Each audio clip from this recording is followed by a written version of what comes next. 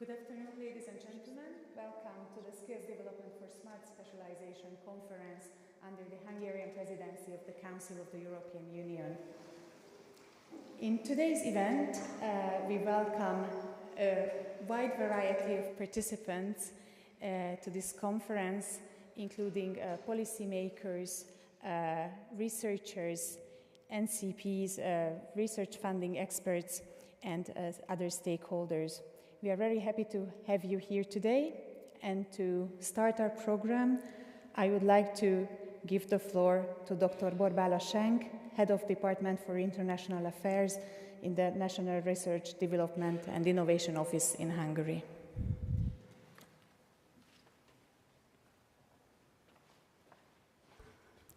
Thank you very much. And I would also like to start with some Thanksgiving in my opening speech. So I am Borbála Schenk, the Head of Department for International Affairs, National Research, Development and Innovation Office. And my office was responsible for organizing this event. And first of all, I would like to thank you all for coming, both the speakers and the audience members. Thank you for making this event happen. And I also would like to thank the European Commission for their support to make this event possible, and also the University of Public Service for providing such an excellent and festive venue to our inspiring discussion. The National Research, Development and Innovation Office is the primary research and innovation funding agency of Hungary. The office provides funding in multiple schemes for innovative companies, for excellent research teams, and also for international cooperation. The office is committed to supporting Hungarian excellence in international collaborations. We are managing multiple bilateral and multilateral cooperative schemes. We are supporting Hungarian research teams and companies in European collaborations, and we also have our own new funding scheme called Horizon, which supports international research collaboration led by Hungarian research teams. We also operate a Smart Specialization Strategy unit, of which we are going to talk a bit later. And we have participated intensively in the Hungarian presidency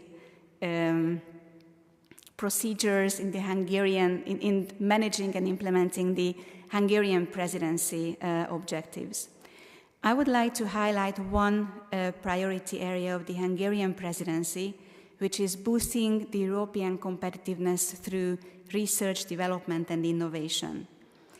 I believe that this event contributes a great deal to boosting the European competitiveness by tackling issues that are of key importance for competitiveness, such as skills, transferable skills, soft skills, strategic thinking about how to develop skills, both in research but also in innovation. We have invited the representatives of the Spanish and the Belgian presidencies to show this continuous effort on behalf of the member states to discuss these issues.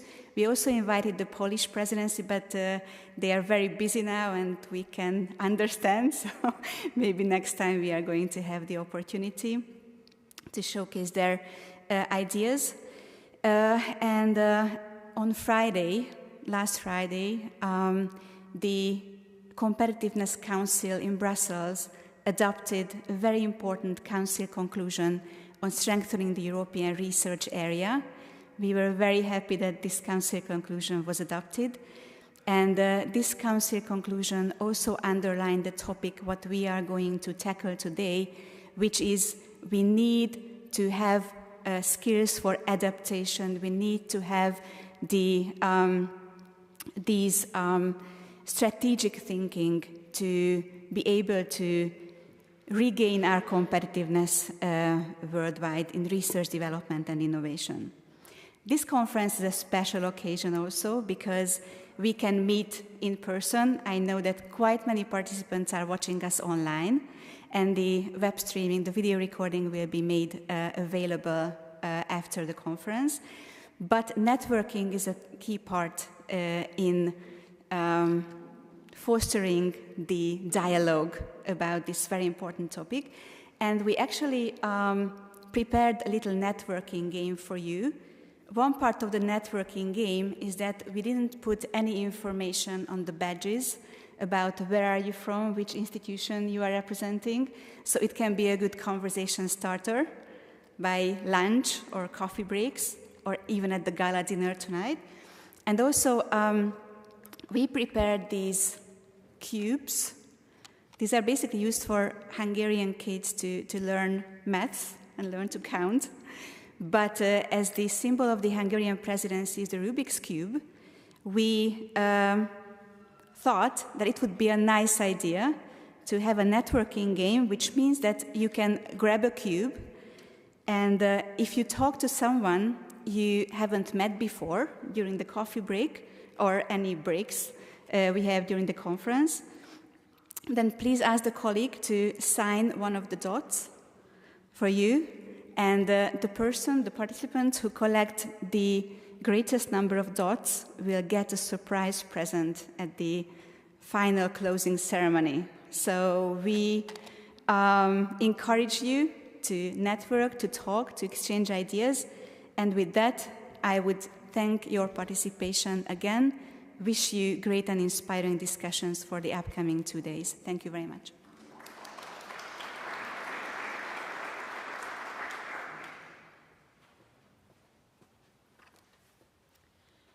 Thank you very much, Dr. Schenk.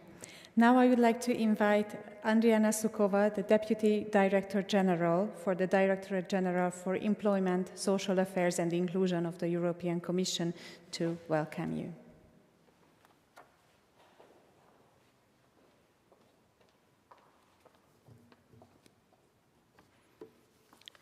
Good afternoon, ladies and gentlemen.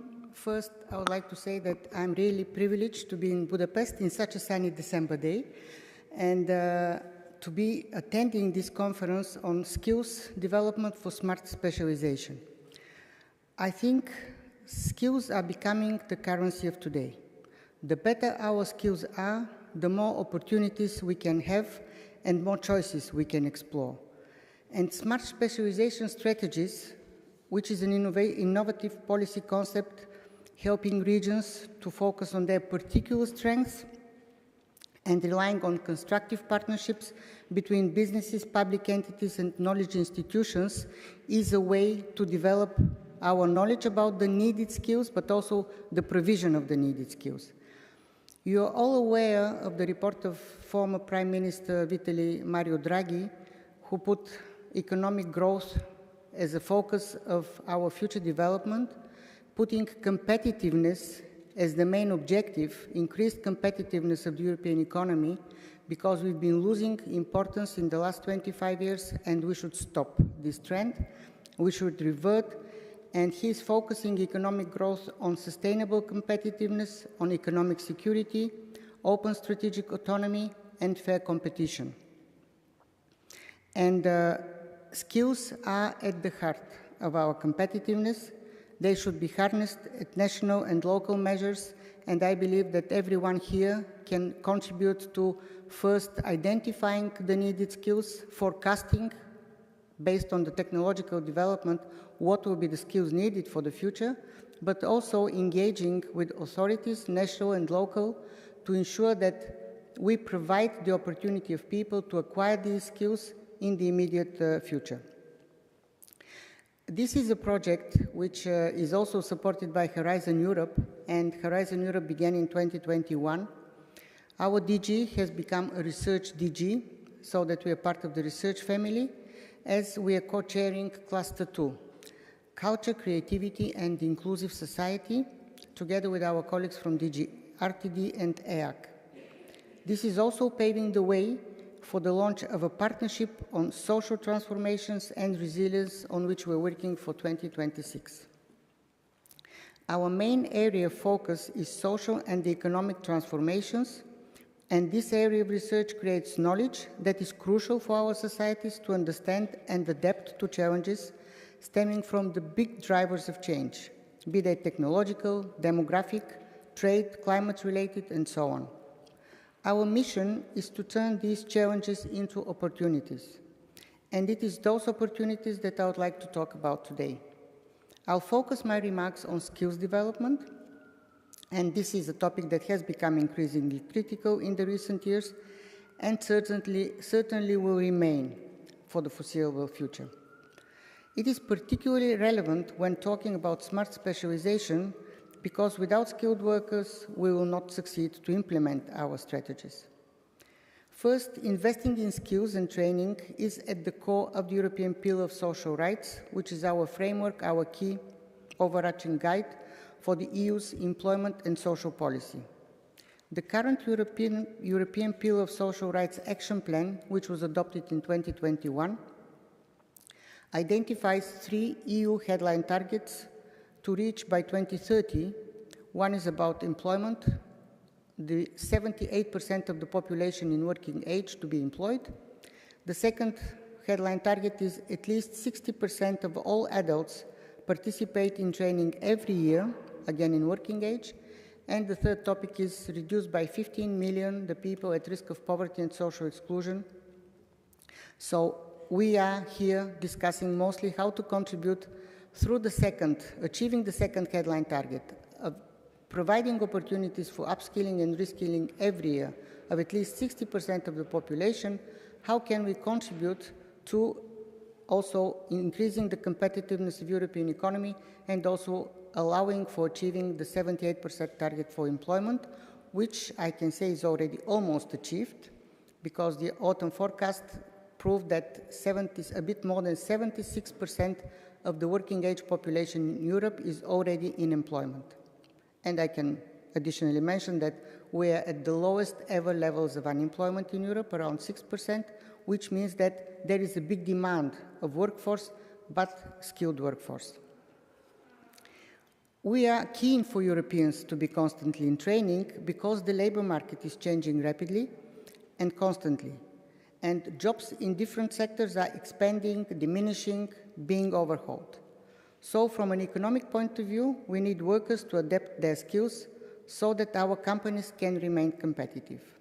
And from an individual perspective, Europeans need to be empowered to update their skill sets and experience so they can thrive in this constantly changing environment. I want to refer to one of the key flagship initiatives in the Commission Work Programme for 2025. And the new college, which started its work yesterday, has definitely a task to develop a union of skills, and this is under the auspices of our new Executive Vice President, Ms. Roxana Monzatu, which will cover a broad range of factors and aspects and solutions for developing at European level a union of skills, which, however, has to be implemented at national and local levels. And skills intelligence has a very important role to play. I referred before that we need to know how technology develops, how skills needs emerge and develop, and this will help governments, companies, and workers to map out where the skills gaps lie and how we can fill these gaps. And for this, Horizon Europe is instrumental with our Cluster 2 topics, such as conditions for the successful development of skills matched to needs, and the other topic is tackling European skills and labor shortages. The European Union provides opportunities to help member states, regions, and individuals to follow trainings and upskilling and reskilling opportunities, and we have one innovative approach, which is the individual learning accounts, which has been tested already in a number of countries, providing the freedom for workers to acquire training rights and use these training rights whenever and in whatever form they want during their lifetime. The main tool, funding tool, I must say, for supporting member states for skills development and skill acquisition is the European Social Fund. Currently, out of 142 billion euro for 21-27 programming period, 47% of it is allocated to projects and operations which are linked to skills development. The Recovery and Resilience Facility is another funding instrument, which is a one-off funding, really unprecedented, to support member states in their policy reforms and relevant investments, overcoming the impacts of COVID-19, but also providing a possibility for a jump up and quick increase and improvement of the efficiency of their economies. Research and innovation and education and skills are neutrally reinforced and naturally reinforced. We clearly want to put the emphasis on education and skills, but now not in a narrow way, skills of all kinds. New ideas, products and solutions all require a combination of technical, analytical, creative and interpersonal skills. For instance, technical skills like data analysis and programming are essential for interpreting research results, running simulations, and developing innovative algorithms or software. Critical thinking is needed since research often begins with the ability to ask the right questions and challenge existing paradigms. Creativity is at the heart of innovation. Researchers who can think outside of the box are more likely to come up with original hypotheses, new technologies, or novel applications of existing knowledge. Collaboration and communication is essential. Many research projects are collaborative, requiring diverse skill sets, perspectives, and expertise. The ability to work in multidisciplinary teams and leverage collective knowledge accelerates the pace of innovation. Project management is a core skill. Successful research and innovation often require managing complex projects, timelines, and resources. Skills in project management ensure that ideas are brought to fruition efficiently and that the various stages of development, for example, research, testing, deployment, are effectively coordinated. Also, budgeting and resource allocation is key, given that many research and innovation endeavors require funding. Managing budgets, applying for grants, ensuring proper use of resources are essential skills for sustaining long-term projects. Continuous learning. The fields of research and innovation are constantly evolving. A commitment to lifelong learning enables researchers and innovators to stay up to date with the latest trends, tools, and technologies, ensuring their work remains relevant and impactful. And finally, entrepreneurial skills. Entrepreneurs with research expertise can help bridge the gap between scientific discovery and the real-world application. Obviously, all these skills are not created in a vacuum. Whether through formal, informal, or non-formal education, they are learned in specific regional contexts and as such tailored to specific European regions. And it is precisely because of this constant dialogue with the surrounding realities that they can prove an asset for the Smart Specialization Strategies. I would like to briefly touch upon the topic of how vocational education and training, or VET, can help research and innovation. The Erasmus+, a very famous program of the European Union, has set up centers for vocational excellence, which are a driving force for reforms in the vocational education and training sector. They ensure people are equipped with high-quality skills and competencies that lead to quality employment and career-long opportunities. They also shape an innovative, inclusive, and sustainable economy. Over recent years, we have witnessed a growing trend in applied research in vocational education and training, and indeed, VET can be a powerful way to bring research results closer to businesses and society. Providing people with the labor market with the skills they need is a complex task which requires a holistic approach. This is why centers of vocational excellence bring together stakeholders from across the spectrum, such as VET institutions, research institutes, higher education institutions, companies and other employers, authorities, social partners, etc., in local and regional ecosystems. These rich ecosystems enable the centers of vocational excellence to grow organically from their local and regional contexts and support the real skills needs in the labor market, thereby contributing to regional development, innovation, smart specialization, and cluster strategies. Let me mention only a couple of examples of the centers of excellence. First is the building an applied research facility in centers of excellence, which is the Barkov project. It's a spin-off project on applied research of the Center of Vocational Excellence project of Pove Water. The Barkov uses applied research as a lever for scientific, technical innovation within urban space and water management. Companies need innovative technical solutions and competent workers, and Barkov gets together experts and research and local authorities from Denmark, Spain, Netherlands, and Romania.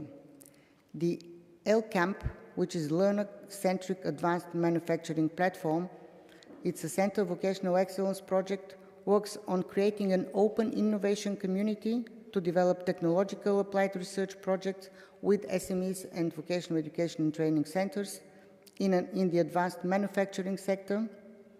And the goal of this LCAMP center is to train, upskill, and reskill young and adult students for the green and digital transitions.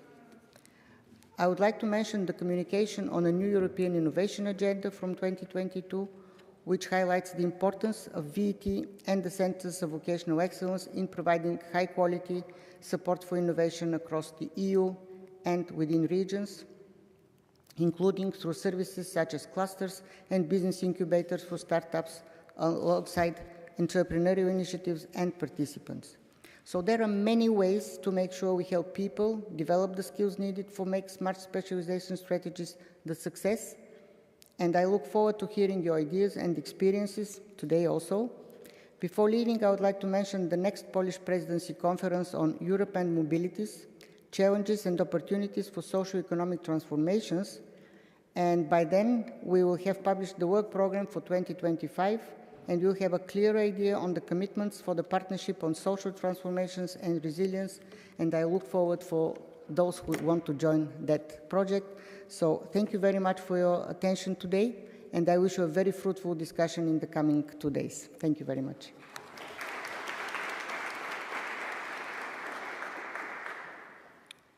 Dear Deputy Director General, thank you very much for providing such a detailed background for this upcoming conference, and thank you very much for your informative opening remarks.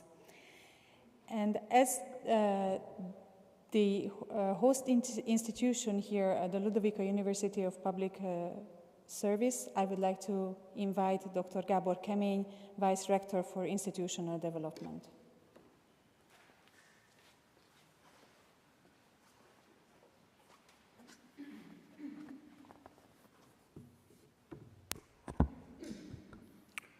Ladies and gentlemen, distinguished guests, esteemed speakers, and conference participants, good afternoon, and welcome to the Skills Development for Smart Specialization Conference, hosted here at the Ludovika University of Public Service in Budapest.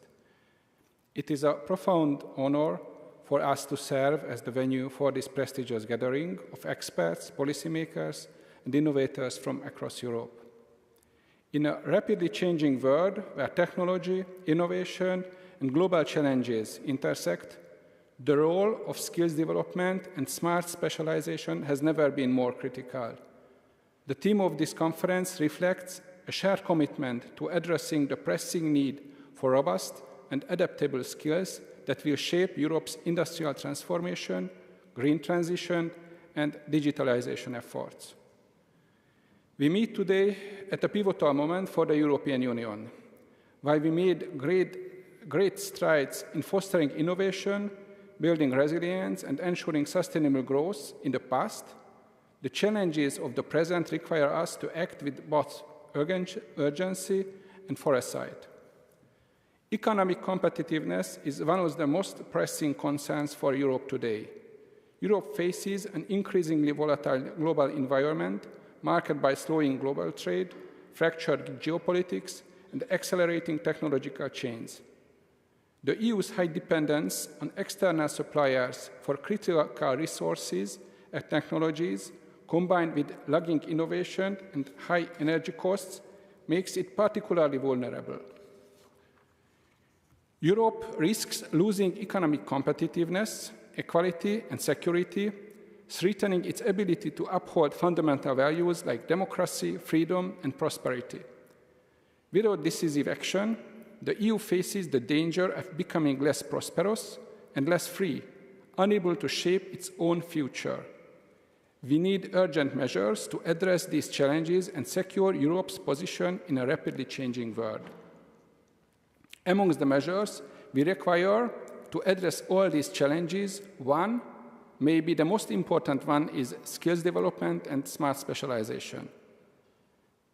This two-day conference offers a unique opportunity to discuss the elements of this critical measure, such as the role of vocational education and training, the alignment of skills with emerging economic priorities, and the impact of smart specialization on less developed regions.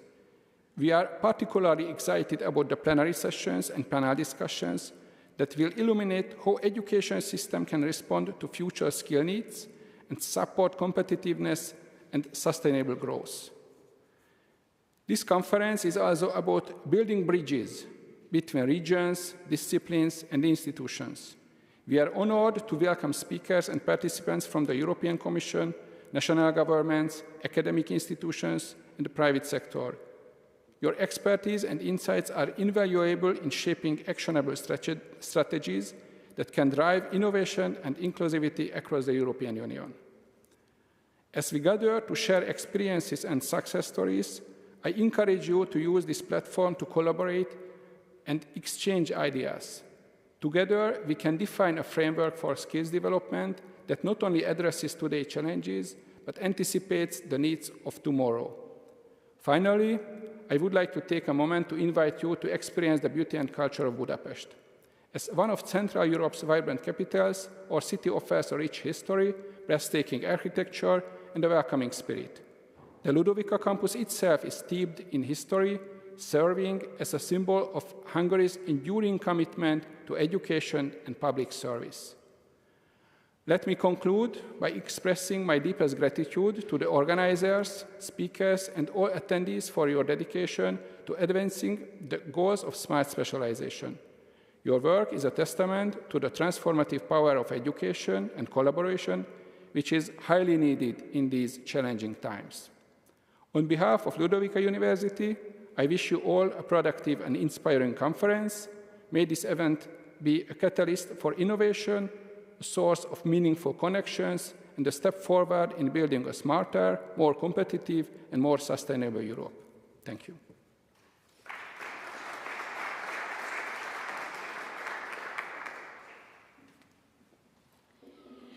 Thank you very much, Vice Rector.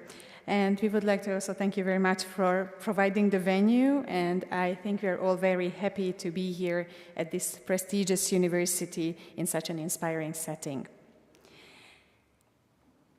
We would like to start the professional content of our conference after these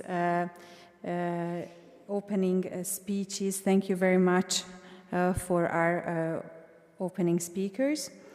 And I would like to first invite Regional Minister Miquel Irujo on behalf of Spain to introduce us to their priorities and results in smart specialization.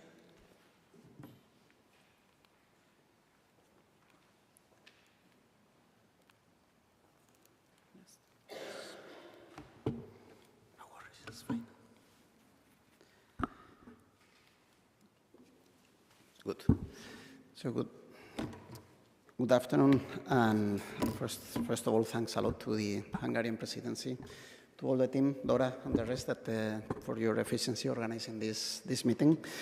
And yeah, I have to say that around 9 years ago, this Marie. I was in Brussels representing my regional government when all this smart specialization debate started. It was in 2015, 16. It's an honor to be here in the room with, for instance, Richard Tubbs, who was one of my mentors, introducing me in this field. It's true that regionally, I mean, we were doing this smart specialization process very deeply. I mean, we were and we still are believers on this, on doing what I'm going to tell you right now. And also as a member of the Committee of the Regions, I was the rapporteur on 2 different reports on the future of the Smart Specialization Strategy. So I was really involved in Brussels when I was representing the government. But 4 years ago, I changed of position in my regional government. So I was not the delegate in Brussels anymore. I became the regional minister of industry. And I'm telling you this because the perspective changed a lot. Changed in the way that one thing, and is very important and is crucial, is to debate about theoretically what the smart specialization is, why do we need it, but when you are in the different position of having the responsibility of implementing the smart specialization strategy, things changed a little bit. Just 30 seconds of introduction about my region, Navarra. It's in the north, it's between Spain and France, the Pyrenees, Atlantic, so it's next to the Basque Country, 670,000 inhabitants. We are a strong innovator region. We are one of the wealthiest from the point of view of economics regions all over the Spain, for instance. But the most important in this case is that we are a very industrial region. So the industry represents the 31% of our GDP. You know, the European Union average is around 18. So it's really, the industry has a big weight on our economy. The exports also. So we, every year, having this population, we export near 11 billion, with 11 billion euros of different goods. Our trade balance is very positive. Imports are nearly 7,000 billion, so we are very dependent on what economy is doing all over the world. Because, as I say, we're a very open economy. Industry, a very open economy. So here's the first point. I mean, the last 4 years has been just or amazing or catastrophic, depending how each of us want to define this. But, of course, they have been very changing. Every single year, every single month, if we go to 21, 22nd, were different. And the challenges were changing a lot.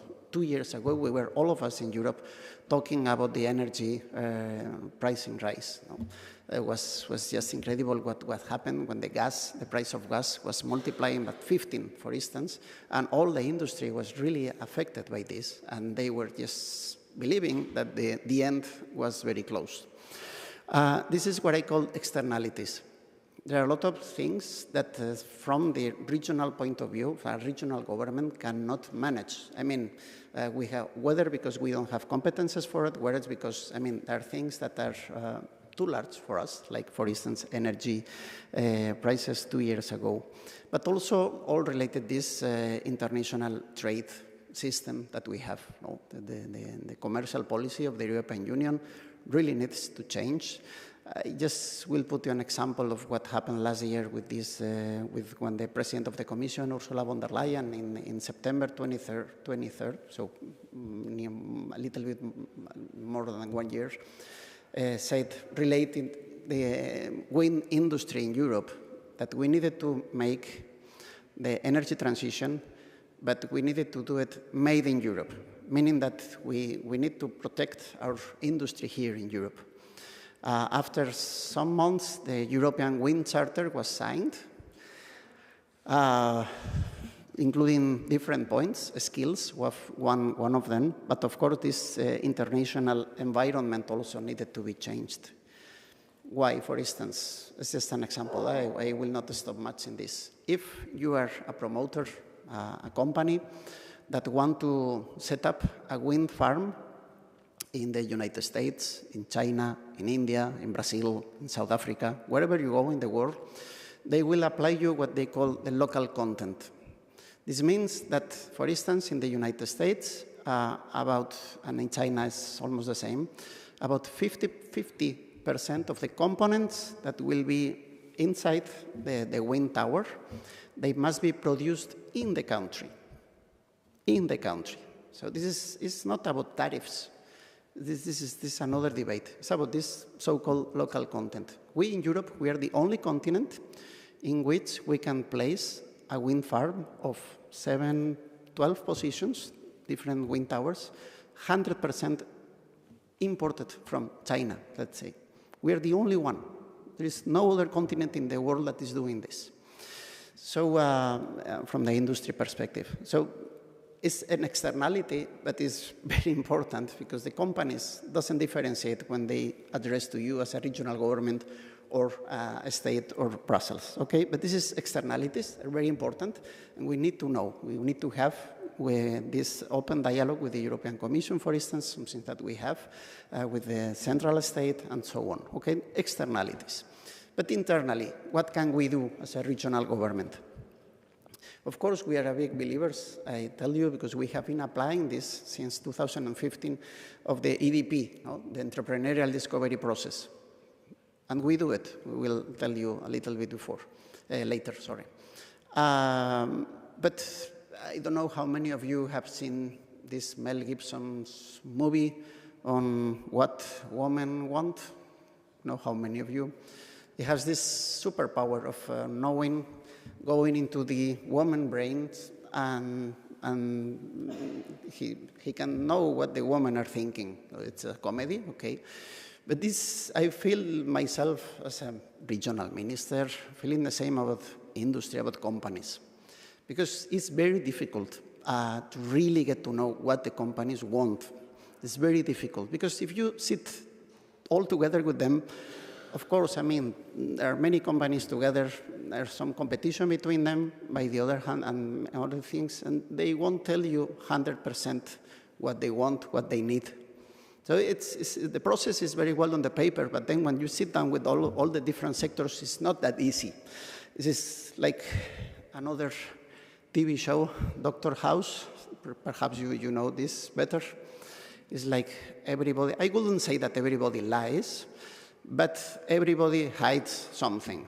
This is something that I can tell you. So I wouldn't say this that openly in my region, but it's very difficult to really go into detail of what companies do. This doesn't mean that you don't need to try it. I mean, every day, on a daily basis, we meet companies, we go to visit companies, and then we are with them.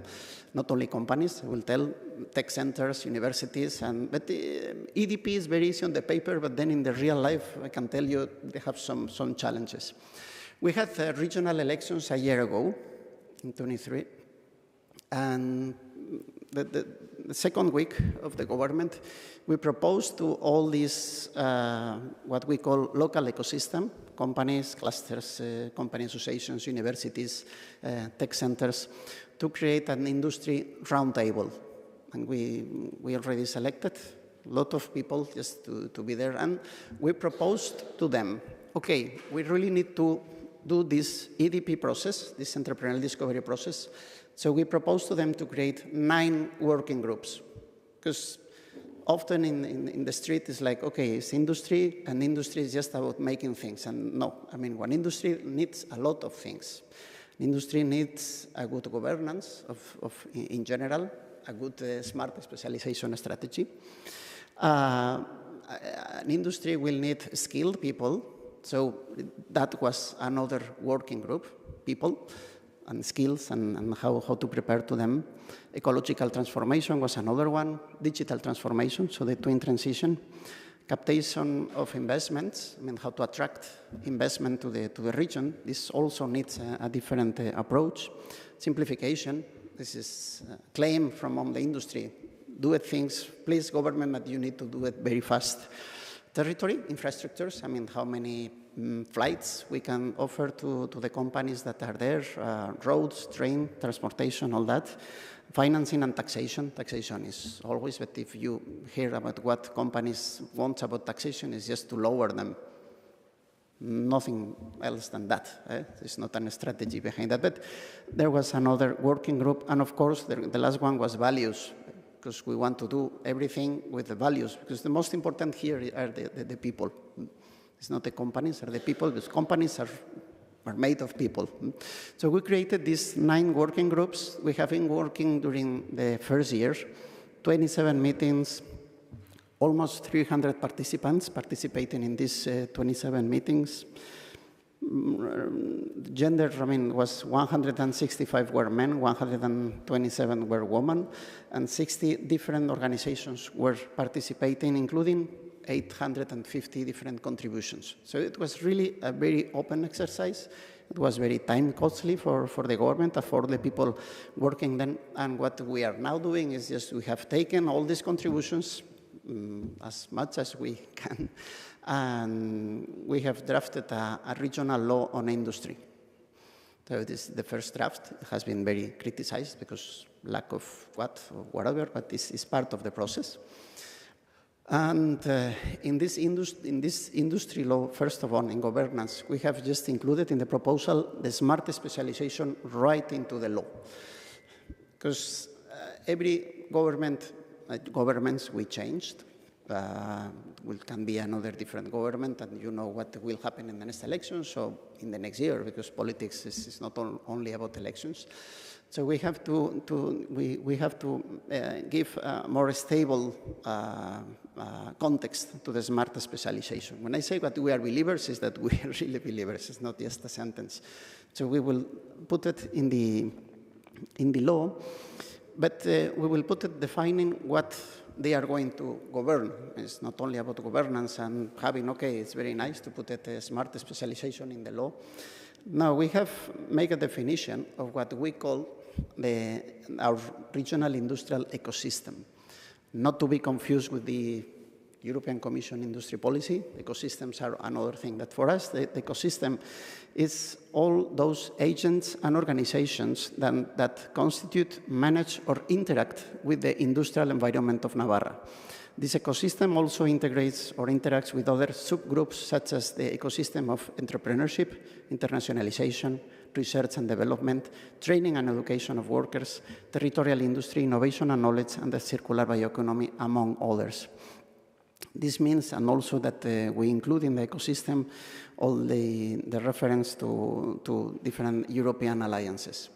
So it's complex, but if we want to have a good industry in our region, we need to have good universities. We need to have a good vocational training system, because one of the main claims of the companies is, of course, to have skilled people and how to make this upskilling when needed. But of course, we need to have good ID technological centers that may offer them, when it arrives, different opportunities, because the market is changing a lot, entrepreneurship. And I have my colleague, director of the Entrepreneurship Institute of Navarra, is with me today. So indeed, we need to have this long-range approach, and of course, we need to allocate a budget, and a stable budget to all of it, not only to industry-related lines, but also to all the ecosystem. And we propose regionally to have an industry fund in order to give, as said, stability to all the different policies that we are developing. And this is because, and I will just finish in 2 minutes, this is because we also need to do things following a methodology. So we need to have this good governance, a lot more things in the law that I won't tell you today because it will be too long. But we need to do this, every single thing about methodology. I will tell you about very concrete examples. We were also reflecting in those working roundtables and what a government can do. So a regional government can develop a strategy, can dynamize the sector. So regional, this is in our hands. For instance, we didn't have any strategy for green hydrogen back 4 years ago. we didn't have in the region. So it's up to the government to make this strategy and to dynamize, to create a strategy, to create a roundtable, a table with companies on green hydrogen, and we did it. And we are near 70 companies that are on this green hydrogen strategy of Navarra participating. This is very important, but strategy is something that we can do. Secondly, is regulation. In our scope of competences, but we can regulate. And what we are doing is, for instance, simplification, is how to speed up all the permitting. Because not environment, this is quite a European issue, but all the things related to land, to how to speed in different permitting with local institutions and so on is in our hands. So we can really shorten these strategies. We can better the regulation, what is in our hands. We can allocate financing.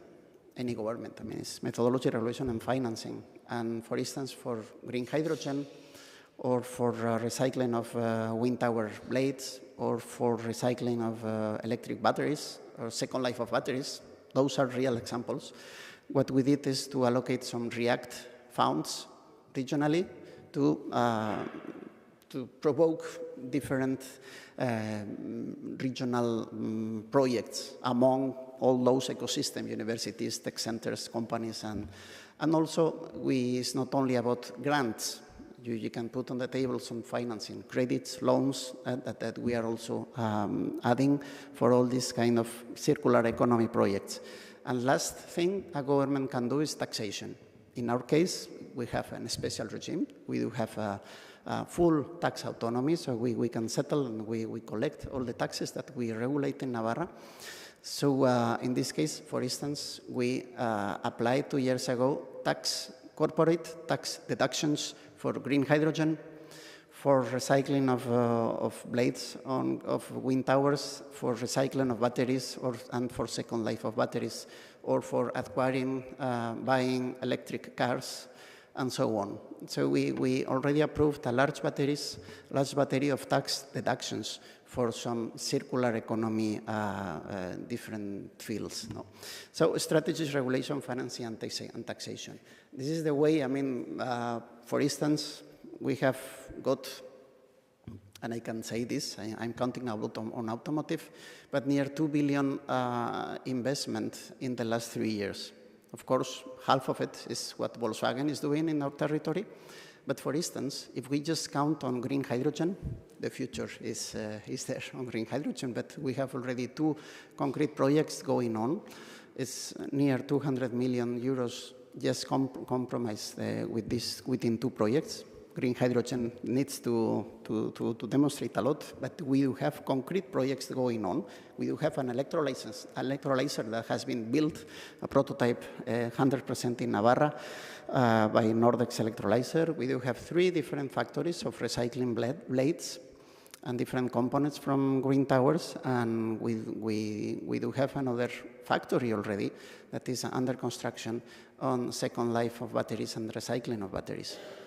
So these are real examples that you get, first of all, having this vision, what smart specialization gives you. You need to have that vision. You need to have this permanent dialogue with companies, even with all the challenges that I have told you.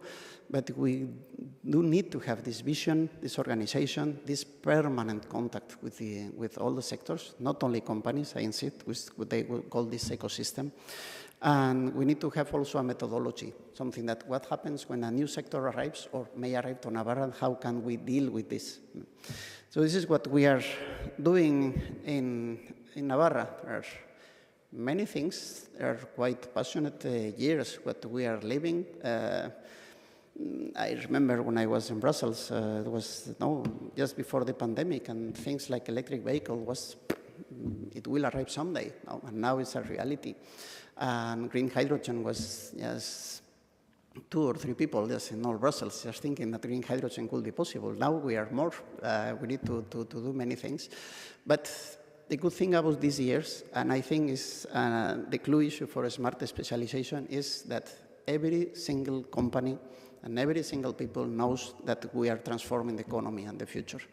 So this is a good moment for smart specialization, for the governments to be active, for the European Union to move on, really to move on. I really expect that the new Commission will accept this challenge, and to be sure that in this future, Europe still is a reference in the world. So, thanks a lot.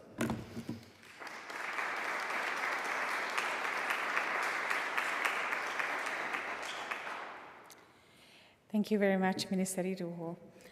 Our next speaker is Ms. Marie Sulot from La Recherche and Wallonie.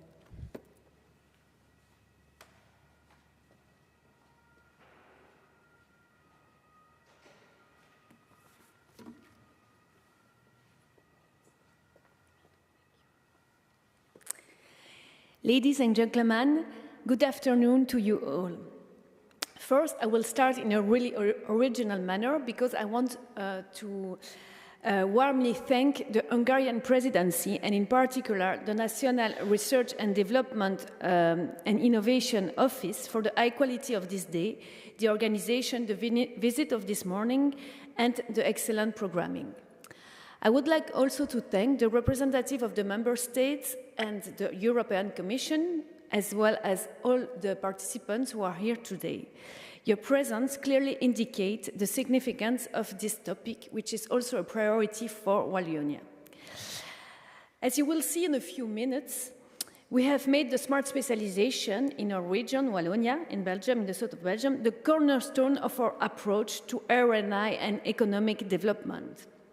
That's why it's an honor for me to have the opportunity to share with you some of our key achievements in terms of implementation at the regional scales and also policy at the European level.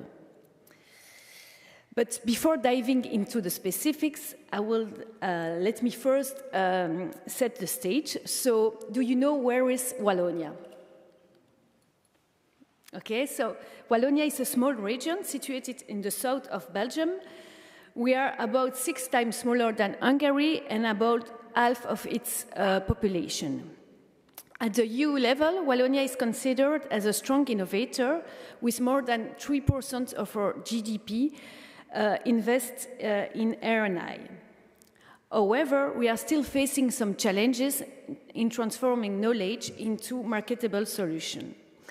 Despite we have a strong policy mix, it suffers sometimes of fragmentations, dispersions, and lack of focus. We also work sometimes a lot in silos and miss cross-sectoriality. And finally, we have a strong base of SMEs, but they are not sufficiently involved in the innovation ecosystem.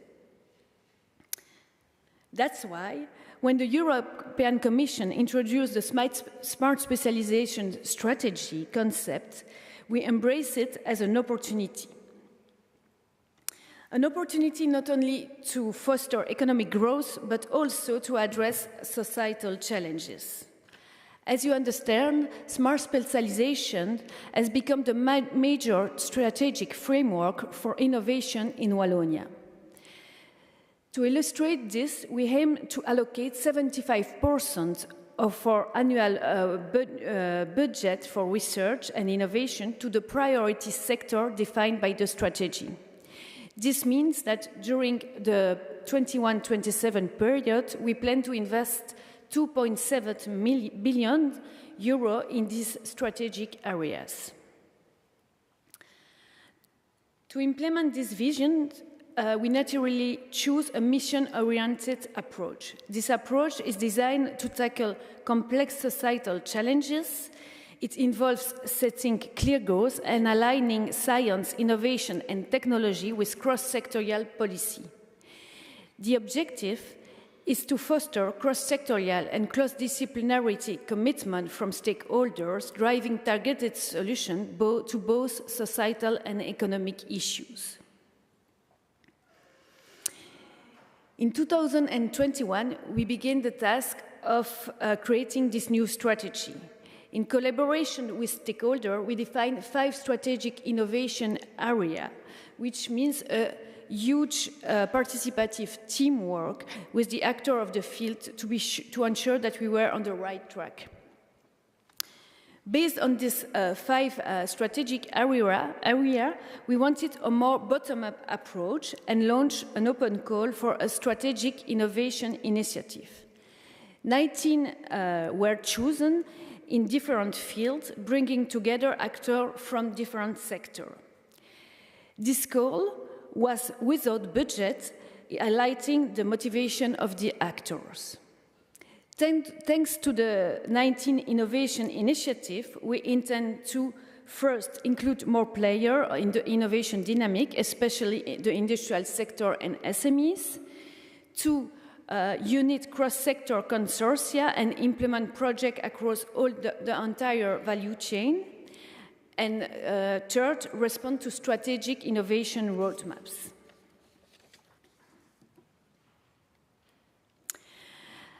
As you can see, we have set 4 guiding principles to implement all our actions. The first one is setting up an innovative ecosystem around strategic priorities. 2 is to clarify governance based on collaboration and inclusion of all the actors of the quadruple helix. 3rd is being attractive and recognized as innovator leaders in strategic domains. And 4th, being integrated in a broader dynamic at the European level. For that,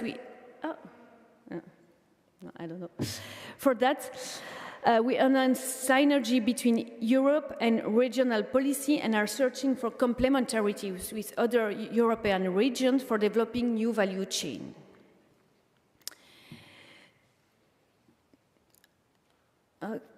To achieve these ambitions, we have set different types of action that I will explain you in the next slides. First, in terms of policy, our aim is to have a more structured dialogue in order to the actor of the ecosystem can find the right policy mix to finance their innovation project. Some programs have already been restructured, and we have, for instance, added a smart specialization criteria in our calls in order to concentrate resources. Recently, we have also implemented a first large-scale reform aimed at bringing together research centers into a centralized unit focusing on innovations areas. In terms of skills development, which is particularly relevant today, we have implemented chairs in several universities.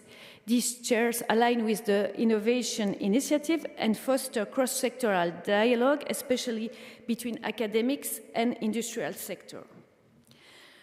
Recent assessments from the industrial sector have emphasized the success of this action in terms of skills and development.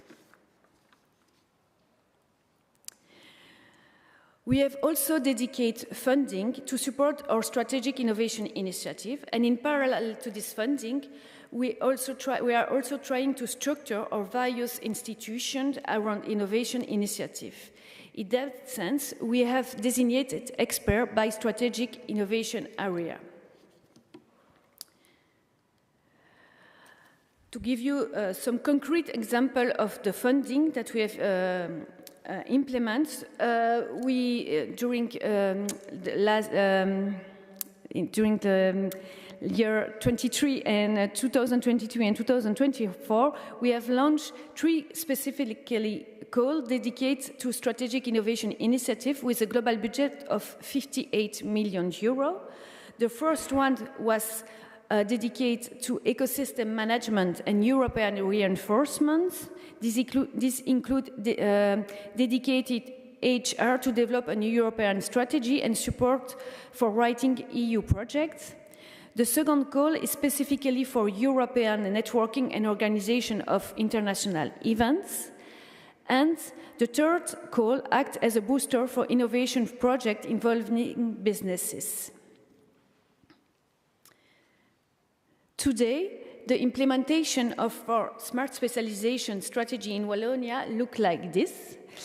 So we have 5 strategic areas and 19 innovation initiatives mapped according to the number of projects and actors. This involves more than 400 projects today and 1,000 of actors. We have planned a first evaluation in 2025, but in a nutshell, the first assessment has shown some positive key achievement in terms of co-creation and co-design of the strategy. The topics were really selected with the stakeholders, the implementation of the policy mix and the alignment with the strategy, and above all, the cross-sectorial involvement of the stakeholder, including a good participation of the industrial sectors and SMEs.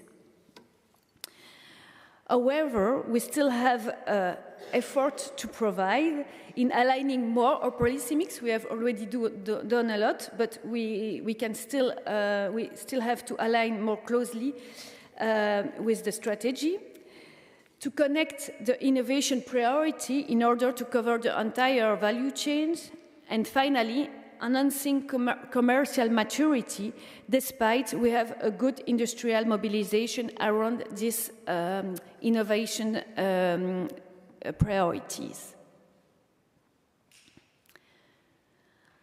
At the European level, we are convinced that smart specialization can play a transformative role by uniting effort, connecting ecosystem, and avoiding duplication. That's why, during the Belgian presidency of the European Council, we stressed its critical importance in all events, policy initiative, or dialogue, particularly linked to research and competitiveness.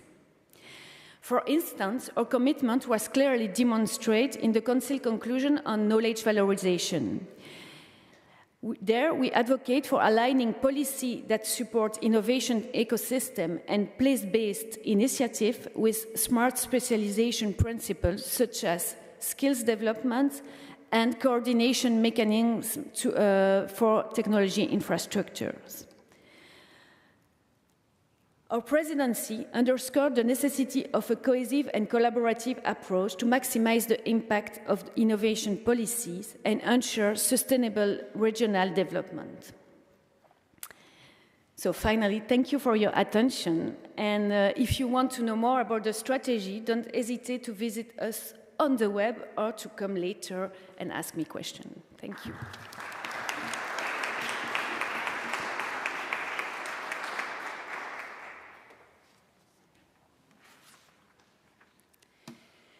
Thank you very much, Ms. Sulo. I would like to thank you very much for the participants of this opening session, and you will have the chance to ask questions and to take on the discussions with the speakers during coffee breaks and at the dinner as well. Thank you very much.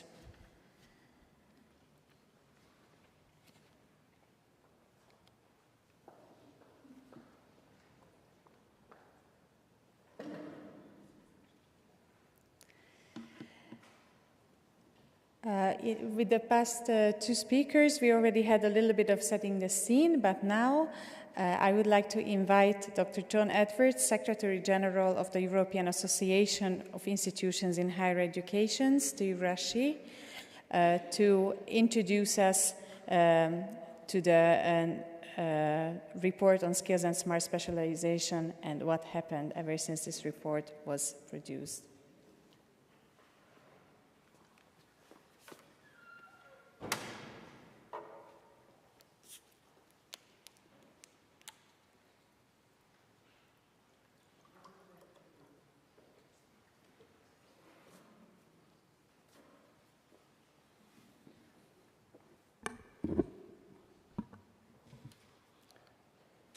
Okay.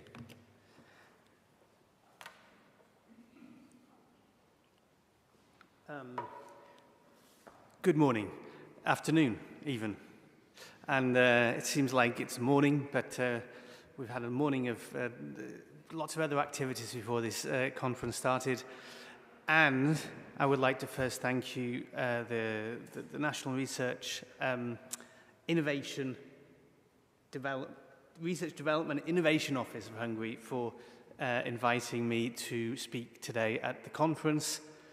It's a beautiful room, beautiful university. Thank you for hosting.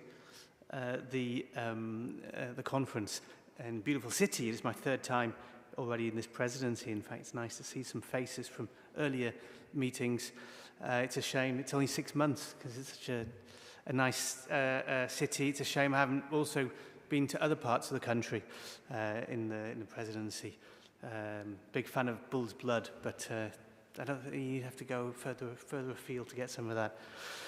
So anyway, when I was challenged to talk about what has happened since the report on VET, Smart Specialization, which I wrote along with Professor Ellen Hazelcorn from Technological University of Dublin, I was just thinking myself, well, a lot has happened since 2019, other than vocational education training. I changed my job. I'll tell you a bit more about that.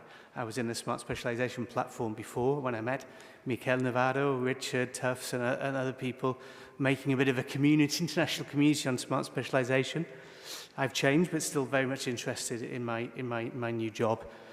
What else has changed in 2019? I had another child, making me a proud father of 7 children now. So it's sort of helping for the demographic trends in Europe, which is a big issue when we're thinking about education skills as well. I don't know, we had the COVID pandemic. Trump lost the election and then won another one. Queen Elizabeth II died, rest in peace. Argentina won the World Cup. What else? I had a few notes of big events. Well, Britain left the European Union formally. I already knew about that, but it formally left. But seriously, we've also now have a war in Europe again. So it's a lot has changed since the report, but I'm going to concentrate on the actual substance of vocational education and smart specialization. And I'm going to start by just telling you a couple of stories. First story is about the isolation of graphene. There's a huge invention that happened actually at the University of Manchester, which is capital of my own the region where I was born and grew up in. These two British-Russian scientists, they won a Nobel Prize for Physics for this invention. It wasn't inventing graphene, it was isolating a certain element of graphene. I'm not a physicist, but all I know is that it was a very important discovery.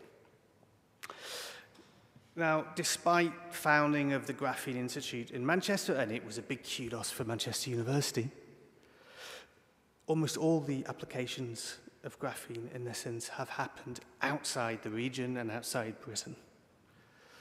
I'm not suggesting that their invention and their work, or trying to downplay the importance of their work. We need this type of science, of course. But in the context of today's conference, the point is that if we're looking for what helps a region, especially less developed regions, it's not always, cutting-edge scientific breakthroughs, however important they are.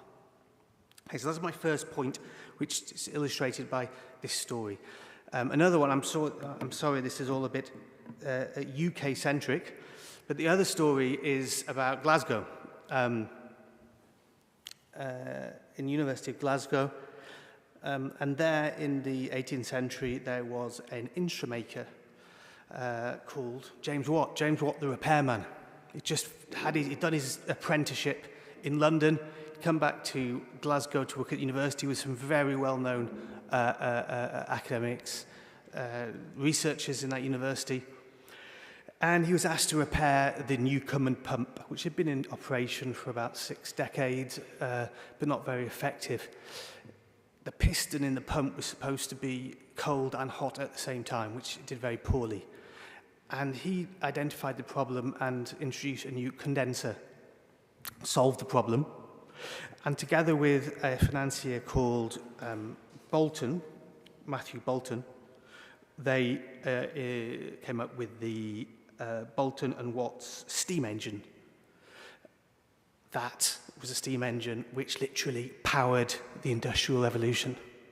So James Watt the repairman, not a big name researcher, vet graduate. Sorry, it's a shame DG Employment's not here. Okay, we are. But look what happened, okay? Moral of the story, you know, innovation can happen everywhere. And it's not always about R&D. In fact, it's complementary.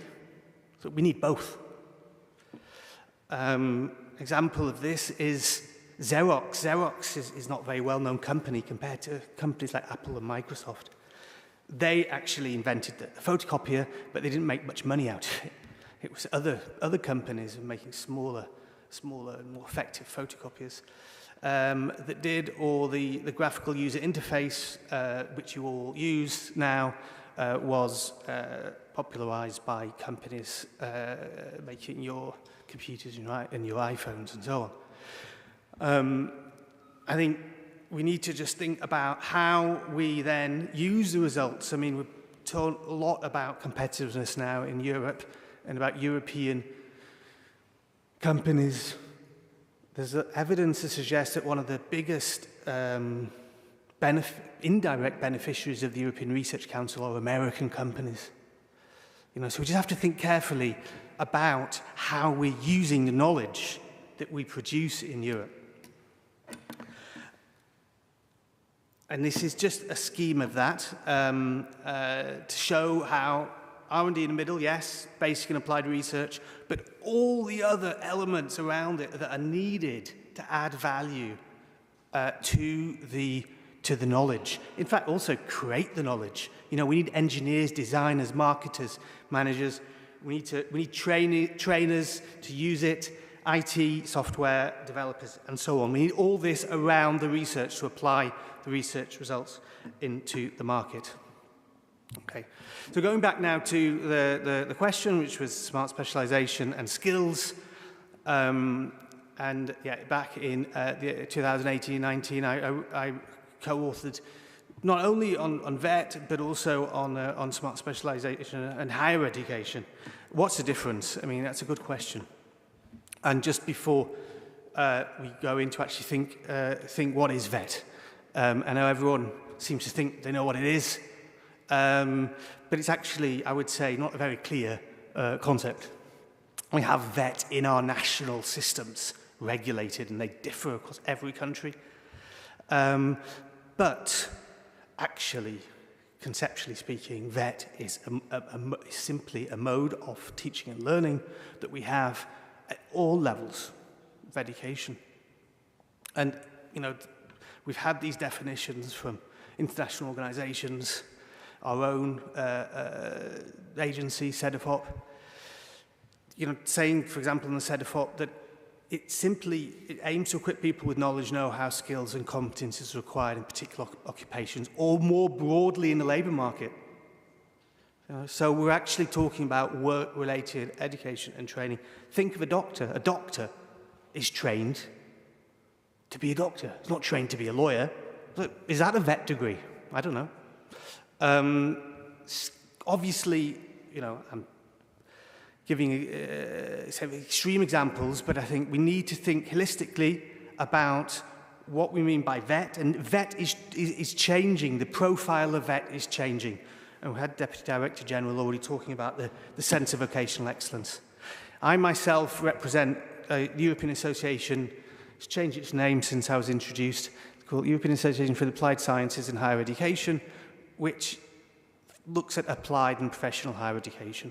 It essentially vet at higher levels, if you like.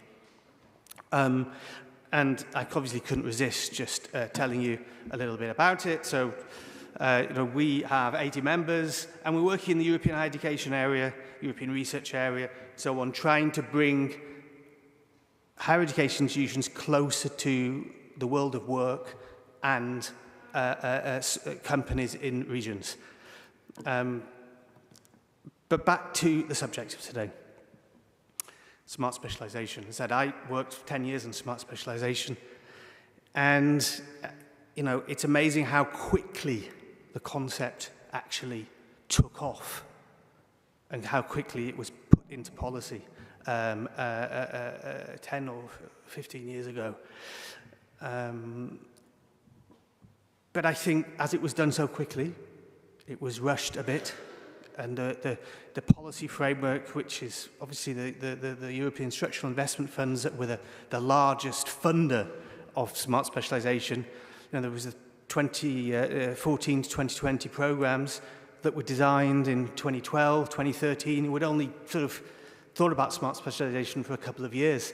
So to actually think how it should work and then put it into a regulatory system that's going to last for 7 years, which is the way the EU funding programs are set up, it's a bit crazy, yeah? when you think to it. And we've learned throughout those 7 years, I think, now what we actually need. Because, to begin with, it was conceptualized only as research. Mikhail spoke about the entrepreneurial discovery process. I think a lot of universities saw this just as, money, dollar eyes in their, dollar signs in their eyes, more money for research, And they thought about it was an academic process of discovery, not an entrepreneurial process of discovery. When in fact, those who had actually sort of come up with a concept and adapted it to regional development, people like Phil McCann, Andres Rodriguez-Pozzi and others like that, they actually said, well, look, why have we got this? And we're looking at how the fact that in the European research area it's very divided, and there's no strength in particular areas, everyone's copying each other. But they also looked at the transatlantic productivity gap, which was the productivity in Europe and the United States was about the same until the end of the 20th century. And then suddenly the US productivity levels shot up. Europe stayed the same. Why? Because in America, they were applying some of these, what we call in Europe, key enabling technologies across the economy. That's what was driving the productivity. In other words, it's the use of knowledge. It's often more important than its generation. And this couldn't be further closer to the truth, rather, in less developed regions. Creating cathedrals in the desert of scientific knowledge without any industrial entrepreneurial ecosystem around it, it's simply, you're throwing your money away. So anyway, that's what happened in 2014 to 2020. There was, in the European Regional Development Fund, there was only one objective on research, really, and the European Commission had difficulty actually controlling it, and a lot of money was spent on basic research, for example, because the governments didn't have their own money for research, so they used the European funds instead. It ignored things like doing, using, and interacting, and business innovation. Now, we picked up on this quite early on in the smart specialization development, but it was difficult to put it through into regulatory practice. And at the Joint Research Centre where I worked, we had a big project on higher education for smart specialization, as well as a small project with DG Employment on skills that led actually in the end to the Centre for Vocational Excellence concept. The less developed regions especially saw that funding of human capital was the big missing link in smart specialization strategies. And thankfully, that came through to the European Commission, and they have introduced more, there's basic research not funded anymore, it's applied research, and there are specific objectives related to enterprise and human capital. Just something from another Mikhail, Navarro, from a neighbouring region to you, Mikhail, on what was missing. Yeah? It was all about knowledge creation, supply side of the knowledge, science technology model dominated, all about, research-intensive universities, high-tech industry, large companies. Nevada had a fantastic industrial PhD system linked to these smart specialization priorities, but there was generally a lot of money wasted on theoretical PhDs and so on. people just thought about the region. It's hard in Europe because of the NUTS, the territorial system of funding, but actually there's also about smaller sub-regional elements to it as well. Whereas we need to look more about knowledge diffusion, exploitation, the demand side, the doing, using, interacting model, KIBS, that's knowledge-intensive business services, vet centres, traditional industries and SMEs. We need to look much more at the labour force, labour market, all levels of qualifications, and I said more of a multi-level approach to things. That's what was seen. I mean, this is back, what, 2014? But it only took, it took till about 2020, obviously because of the 7-year programming period, to get some of this into the EU regulations. Okay. So what type of skills do smart specialization strategies require? So I think it's quite clear that we're not looking only at technical skills, and I think this is where VET is changing. Because VET has been very much focused on specific skills that change so quickly. Skills changes, technology changes. So we need, obviously, the skills to adapt, the soft skills in addition. These kind of hybrid roles is what industry is demanding most. And also, the interdisciplinarity is good for innovation as well. But the education sector, especially universities, they can't do it on their own. They're too slow. Industry demands things tomorrow, Not by the time you think of a degree program, get it quality assured, approval from your government, then you get some students, they do their degree and they graduate, it's too late. We need to work with companies, the education system with companies during the studies. We need to be much more dynamic about systems of quality assurance and accreditation. Okay. And this is what I said about the permeability with the world of work. Degree-level apprenticeships. The apprenticeships not just for traditional vet students, they should be for higher education as well. And there's hardly any, if you look at actually the higher education sector, very few. There's some countries introducing now on a more routine level, but degree-level apprenticeships, important. I mentioned my 7 children, but is the opposite to the demographic trends. But the fact is, the population is declining massively. We are getting few young people through to higher education in the first place. In fact, that was the topic of the Higher Education Directorate General meeting here in Budapest a few weeks ago. Demographic change and the impact on the higher education sector. What does it mean, though? It means the learners are going to have to adapt as they get older because they're not going to have the same number of young people, in addition to the changes in the economy. And, the higher education sector, the vet sector, whatever, the education training has to change. It can't carry on business as usual, not getting the normal 18 to 21-year-old student through university and then not having to upskill or reskill afterwards is a thing of the past. Okay. But also, we have to think, and this is the thing where VET comes in, yes, the new jobs will involve 40%. This is, I think, a set of hot data.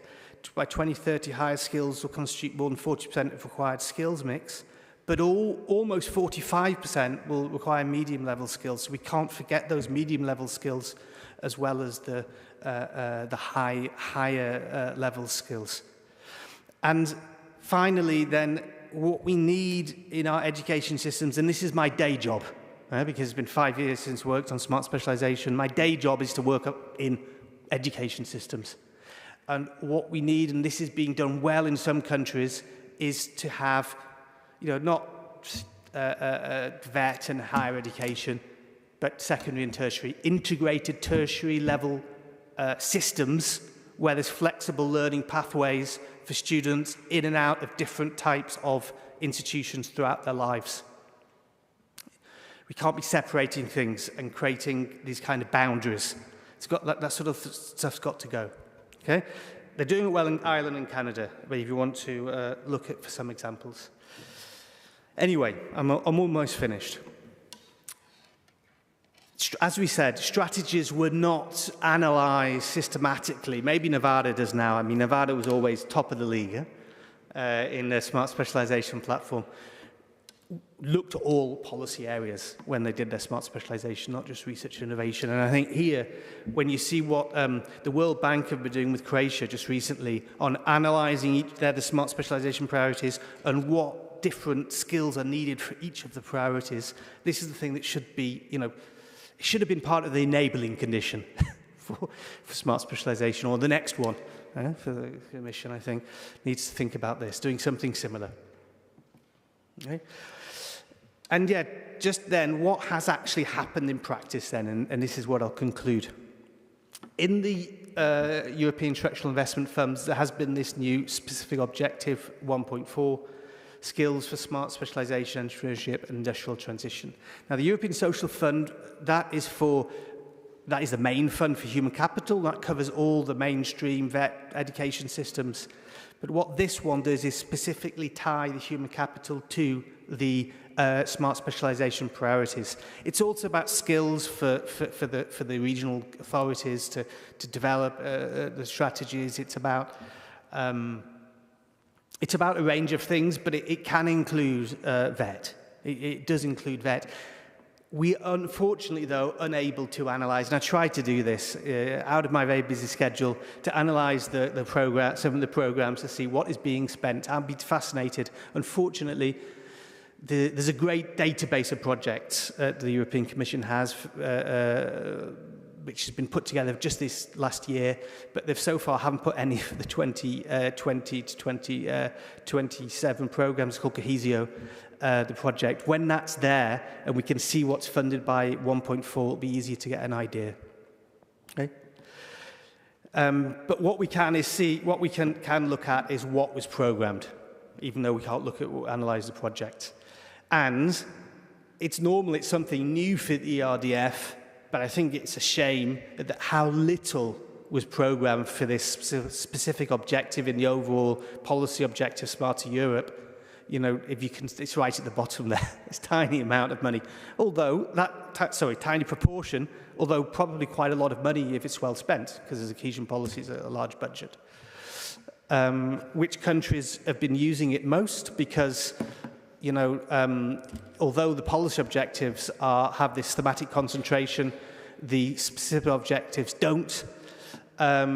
And you can see Italy up there, interestingly, with their industrial history, have got a lot. Slovak Republic probably comes out as, in terms of size, as the ones invested most in this objective. And then, well, you can see your countries. But as with all things with the structural funds, a lot of it takes time to get the data, and we only really know what's going on, and the negotiations for the next period have started already. But we need to really analyse this in advance of the negotiations for the next period. Okay, and then I think this is my final slide, or second to final slide. What I would say is the European institutions have, though, managed to introduce skills for smart specialisation in their centrally managed programmes to a certain extent, which is good. That's one which they have got more control over. The Deputy Director General already mentioned Centre of Vocational Excellence, which I think is a fantastic initiative. The European University Alliance is another one, but the regional authorities and the regional actors, they're associate partners in that. They're not full partners like in the Centre of Vocational Excellence. And I think that's a problem in terms of getting their buy-in. Depends on the alliance. But those two, obviously from the Erasmus Plus programme, the HEI initiative of we're in Budapest, so I can't forget the EIT. They've got smart specialisation in there, and that's all about entrepreneurial skills. And then the ERDF's Interregional Innovation Investment Programme, that's got some interesting projects on skills for smart specialisation. Let me see of my notes, all good notes on the back of an envelope. And this one is the Green Step project. If you're in the Green Step, it's all about skills for smart specialisation in the I3. I'm not sure what it's like for time, so I'm not going to go into this, but I just think that DG Employment did some really interesting background work on the Centre of Vocational Excellence with using the knowledge triangle as the basis for this programme. Yeah, some of these European University Alliances, obviously I'm biased, these are involving mostly University Applied Sciences, but it's demand-led education, research and innovation, which is important for smart specialisation. And they have got some real transformational potential, these alliances, because it's become such an important policy area for the European Commission, mentioned by von der Leyen in her priorities. And this is, to finish on, Commissioner von der Leyen, President, and all about, which was mentioned earlier, skills. We're going to have a union of skills. This is our opportunity to make it a regional dimension to the union of skills. The single market, I come back to this about having an integrated single market for knowledge, education, research, skills. That's fine, but we need to make sure that it's not concentrated in the core cities of Europe. Whenever you have a single market, whatever you're freeing up in the market, it tends to lead to concentration. So we need to actually ensure that this fifth freedom of the single market that they're talking about is benefiting all regions of Europe. And finally, I say still a dream because DG Employment have spent a lot of money trying to make VET more European. But it's extremely difficult because of the way it's organised and it's so different compared to higher education. But we need a Bologna for VET. It can't be that VET students don't get the opportunity to go and work and study in other countries the way higher education students do. And this is, I think, they've already told us in the European Commission that they really want to try and crack this in this new Commission, and I think that will help a lot with skills for smart specialisation. So I'm going to leave it there, and thank you again for the invitation, for your attention. Okay.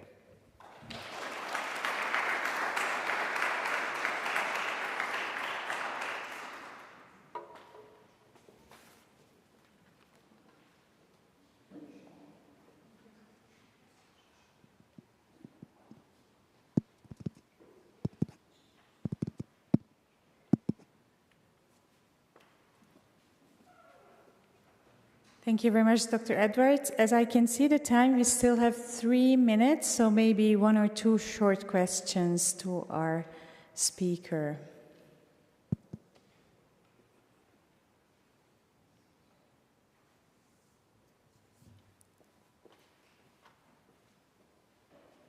I would like to ask you to also introduce yourself so that also the online audience can see you. Thank you very much. I'm Philippe Holstein from the island of La Réunion, in charge of S3 implementation. I just have a question regarding VET. So far we have talked a lot about supply, how to organize and how to have more VET students. But I was wondering, how do you integrate demand in your reflection? Because as far as I understand, from the perspective of an island with a very limited industrial basis, the demand for VET is still very limited. And I think it's a factor that also, for some time, hinders the capacity to develop such activities. So I was wondering how you integrate these in your reflection, being like from the perspective of policymakers or for other institutions. Thank you. Yeah, I mean, there's always demand. It's just that the demand is perhaps not where you think. And so it's just that the VET systems have usually been developed in traditional industrial sectoral lines. So I think it's about actually changing the system to look at what the economic activity is like in your country. I don't know, or in your island, tourism, I don't know, agriculture, I'm not sure of all this, but it's to find these kind of innovative elements and adapt the training system to that, but not just sort of copy the industrial, traditional industrial VET system that you have in industrialized regions. It's true.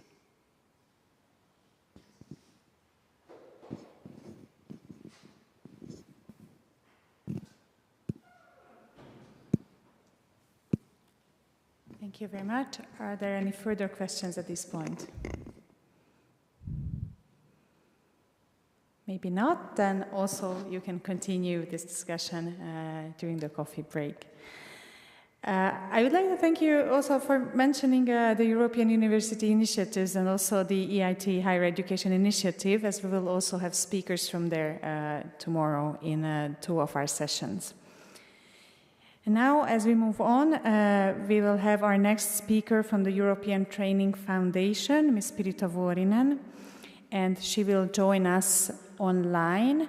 So now I would like to thank you for your patience a little bit. We just need to make a minor technical adjustment. Just a moment.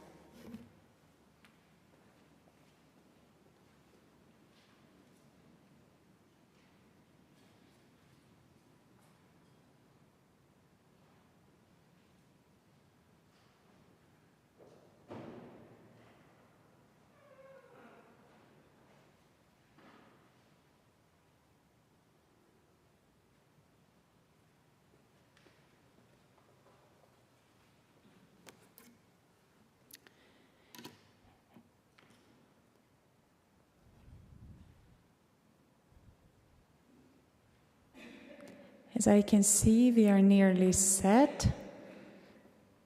So, Pirita, the floor is yours.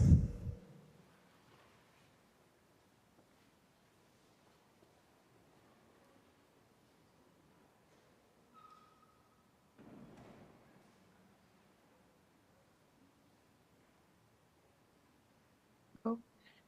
Hello, can you hear me okay?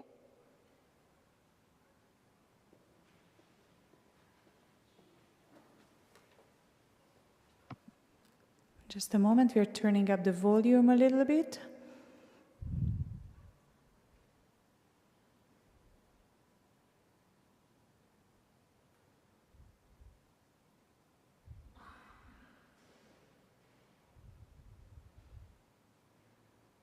Could I also ask you to share the presentation from your side? Yes, just a moment. In the meantime, I would like to ask you to start introducing yourself, and then we will start the presentation in a minute. Okay, thank you. So, good afternoon. Thank you to the Hungarian Presidency and the National Research, Development and Innovation Office for inviting the European Training Foundation to be with you today. Thank you also for being so accommodating as to make this session possible online in a very hybrid modus. I do apologize again for this last-minute change and for not being able to be with you there in person. I was very much looking forward to it. The last time I was in Budapest when I was 15 years old, and that's a long time ago. First, a couple of words about the European Training Foundation. The ETF is an agency of the EU, and we're based in Torino, Italy. The role of the ETF is to support the European neighborhood countries in improving their human capital development. Mostly we focus on vocational education and training and labor market policies in the context of EU's external relations policy. And my name is Pirita Vuorinen, and I lead the team of ETF experts that look at skills specifically from a company standpoint and growth and competitiveness standpoint.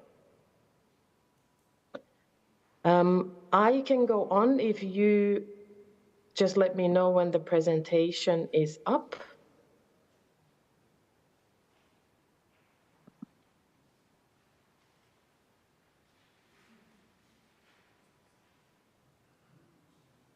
I can't hear you at all.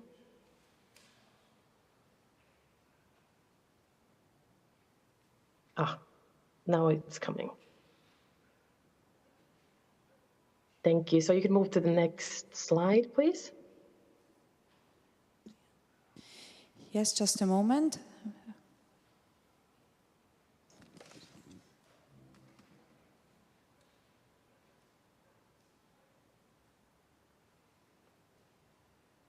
So while you do that, I'll just continue talking so that we manage to move forward. So thank you for John Edwards for saying so many things about the role of vocational education and training and its importance.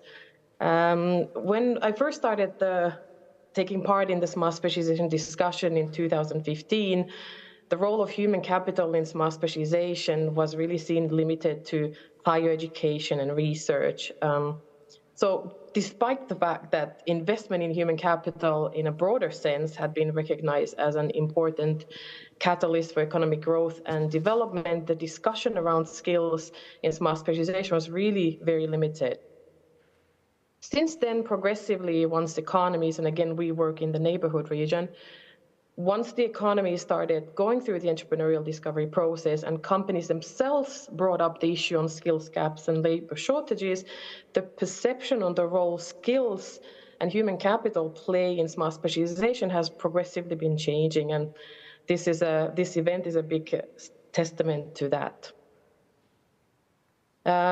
In developing the ETF methodology, or the approach as I like to call it, to skills for smart specialization, we have built on the economic priorities identified by the Joint Research Center, who will lead on the smart specialization, to then anchor the smart specialization strategy in a realistic supply of relevant skills, to have basically suitable trained workforce for higher productivity and potential of innovation. So that's largely where we base ourselves up on.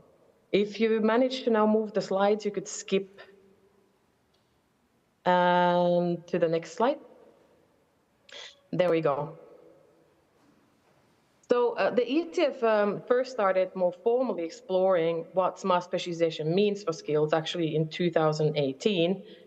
Over the years, we've developed what we call a mix of methodologies, tools, and approaches that are helpful to us in helping economies understand how human capital impacts smart specialization and vice versa, because both are true. Here you can essentially see what we look at. We look at the skills demand, both current and future. We look at the different trends that are shaping the demand for skills, occupations, and qualifications. We look at the training offer, both initial and continuing VET, but also very importantly, business support services to companies. Just like John Edwards says, the concept of VET is kind of fluid, and it's often not understood that business support services are very much a part and parcel of the VET system. We then look at the capacity of training providers to meet the current and future demand in terms of training content, the relevance of the training content, quality of the training content, and very importantly, access to training. Finally, we look at the relatedness of skills. What this means is that we try to identify the inter-industry labor flows within which people change jobs. This was already mentioned in the opening remarks to an extent. So these job switches generally take place within industries that are similar in terms of human capital requirements. People don't usually move outside those parameters. So understanding skills relatedness is really very important for recognizing and leveraging the transferable skills that professionals already possess within those related industries. This has emerged as a critical issue, for instance, in the solar and wind energy sectors. Both are struggling in Europe with skill shortages. At the same time, coal workers, for instance, possess similar skill sets in terms of technology, and they can be retrained, basically bypassing a 2-year VET course by only attending on-the-job training or short trainings, and they can be qualified to work in the solar and wind energy. This significantly shortens the time that workers need for basically it shortens the times that workers need to transition between sectors. And for the EU, this is a very critical issue, especially in order to meet the energy targets that Europe has set for itself. But we have to admit that the skills relatedness has been a rather challenging issue for us to analyze. We can look at the way industries are linked through technology, but we have not been really able to look at how industries are linked through skills as much. The reason for that is that as we work in the neighborhood countries, and this methodology or approach has been implemented in 8 candidate countries, these countries basically do not have the pension fund data that we would need in order to track those job switches between the different related sectors. So that's why this is definitely a limitation for us, but we hope to be able to work on that in the near future. You can move to the next slide, please. Okay, so before we talk about the methodology per se, I think it's really important to highlight the key stakeholders. This was also mentioned earlier by our colleagues also from Spain. There's a need for permanent dialogue, but there are also policy cycles, policy changes, people change, but the issues remain. So one way of anchoring change and making it, kind of trying to sustain it over these policy cycles and changes in government is to actually anchor the process in a broader range of stakeholders that have an ownership over the issue and can drive the process forward despite these changes. That's why we use sometimes for our project a slogan, working together is something, working together is everything. So who are the key stakeholders? Well, first of all, for us, it's companies. This was something that we had a lot of questions. How will you be able to engage companies? Especially since about 99% of the companies in countries where we work are micro and very small companies. Do they have a vested interest? It's much easier to work with large companies, but those are not the domestic employers. We wanted to work with domestic employers, so we want to work with micro and small companies. They are the key stakeholders for our project. Their skills needs is our starting point. Other key stakeholders for our project, obviously the vocational education and training providers, so the VET providers, higher education, research institutions, business support organizations, so these can be clusters, chambers, associations, civil society organizations, anything, basically. Policymakers, by policymakers we refer primarily to the Smart Specialization Working Group, so this is an advantage of starting from an economic priority like Smart Specialization, certain mechanisms are already in place. As well as EU peer learning partners. This is a very important category for us that maybe stands out of the ordinary, but we basically identify the relevant peer learning partners for stakeholders from EU member states so that they can represent the same stakeholder groups that you see here on your screen.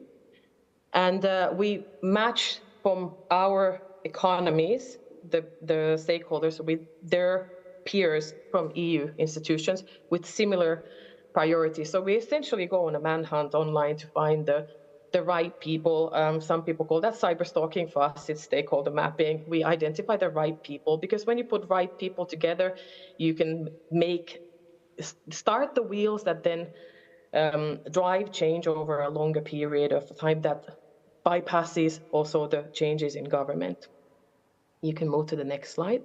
Oh, one quick thing on this slide before we go to this one.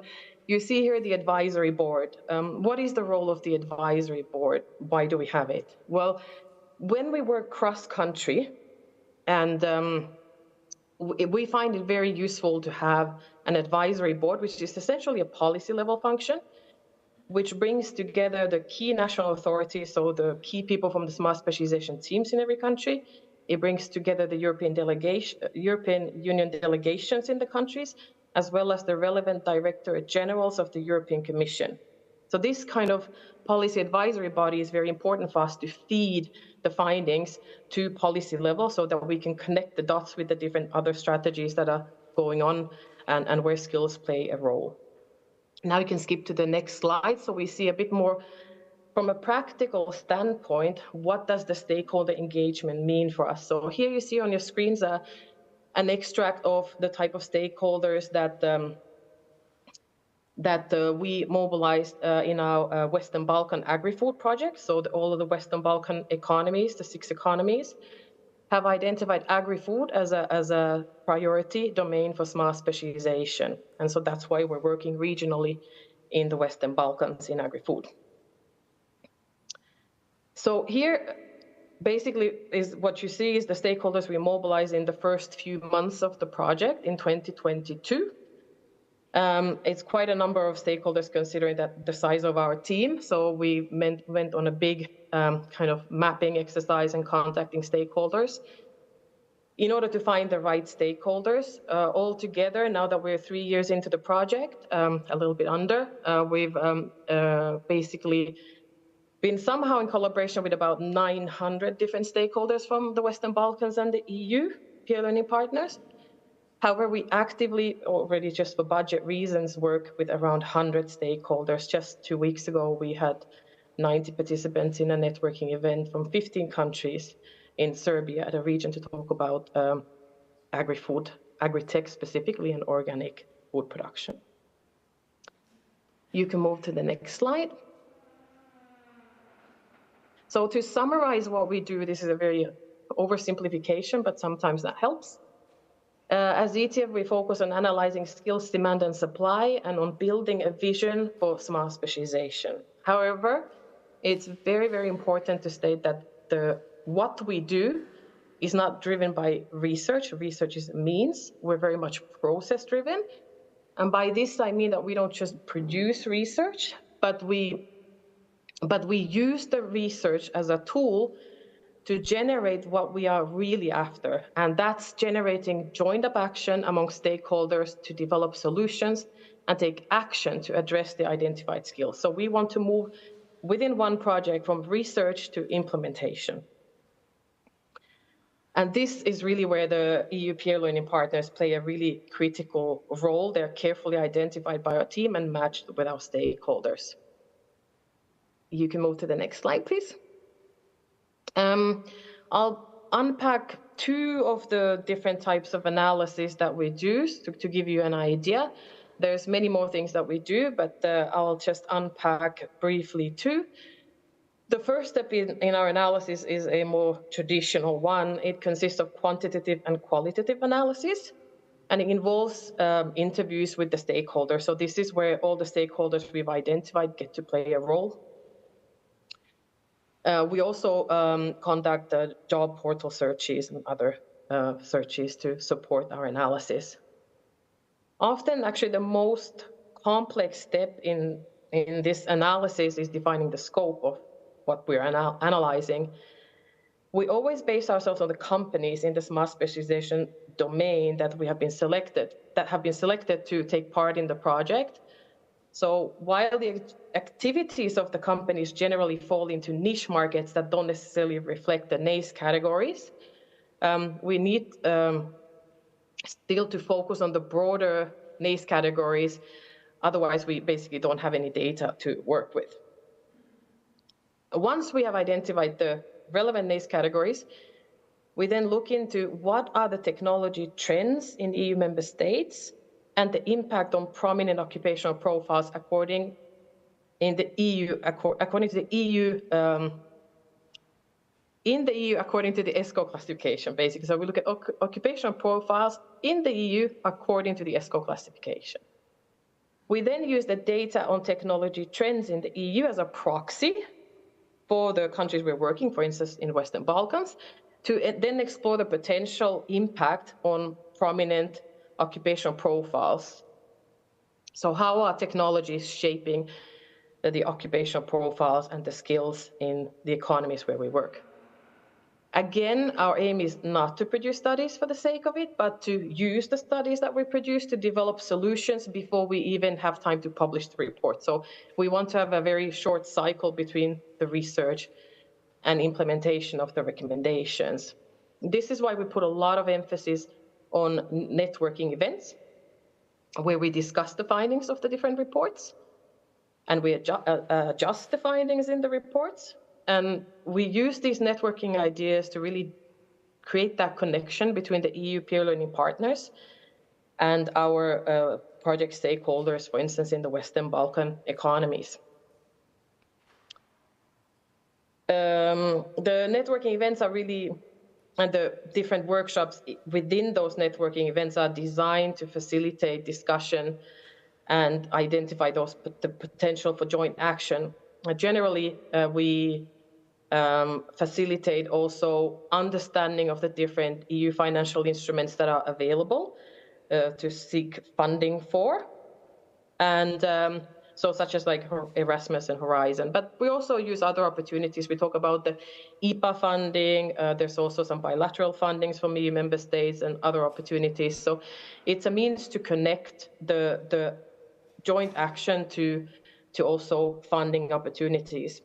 One of the discussions we've had is Is there resources to take action? And the conclusion we've come to, there's always resources. You just need a good proposal and a group of people from different countries ready to drive it forward. Seems simple, but it's actually quite hard to find a committed group of people to really develop a joint concept and drive it forward. So that's where the EU peer learning partners that we partner our stakeholders with, we usually try to make sure that they have a track record in working with different EU financial instruments so that they can bring that expertise to also the candidate countries. But an important point to mention here that as an EU agency, the ETF role in these joint initiatives and undertakings is purely limited to the research findings and recommendations and connecting stakeholders. As an EU agency, we cannot play any part in project proposals under EU funding instruments. You can move to the next slide. This is where we get to the more interesting part, maybe from a methodological perspective, at the skills foresight. In skills foresight, we do not rely on actually the traditional qualitative and quantitative methods, but together with our contractor, we've developed a combined methodology for skills foresight. We've basically added big data analysis. The methodology builds on the previous analysis that I just showed you on technology trends and skills needs, but in addition, it uses semantic matching algorithms to compare relevant technologies extracted from patent literature with occupational profiles in ESCO. So we are looking deeper into the future than in the previous analysis. The big data analysis allows us basically to identify factors shaping future demand, so some things that are not yet necessarily visible. And this allows us to then anticipate the need for related skills, competencies, and occupations. So it's more of a predictive, it has more of a predictive power than the traditional approaches, I would say.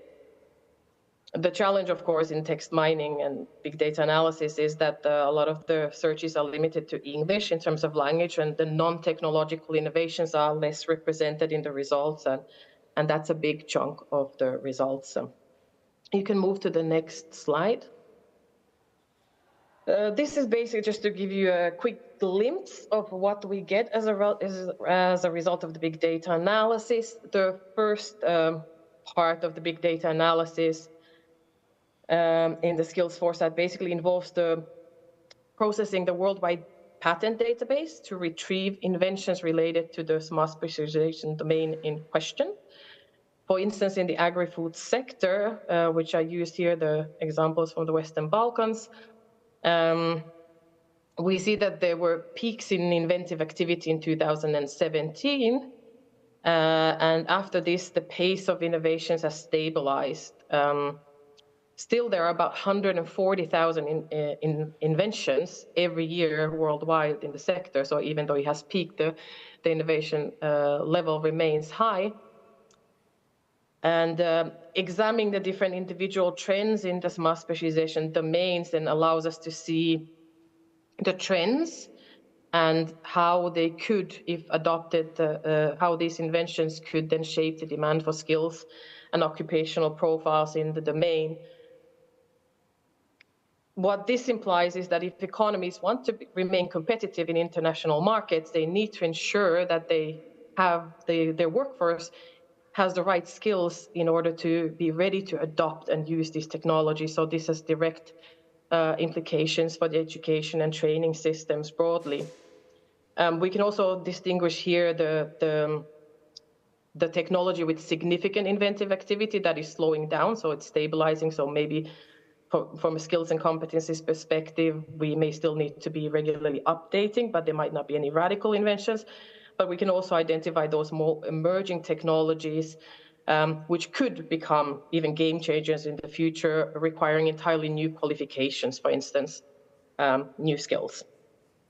What we can see also from the patents, and you can see this on the right-hand side of your screen, we can see the economy's readiness to leverage new technologies. We do this by combining patent filings from companies with information about the existing use of technology. So the higher the number of the bubbles, the higher the readiness to leverage these technologies in the particular economy.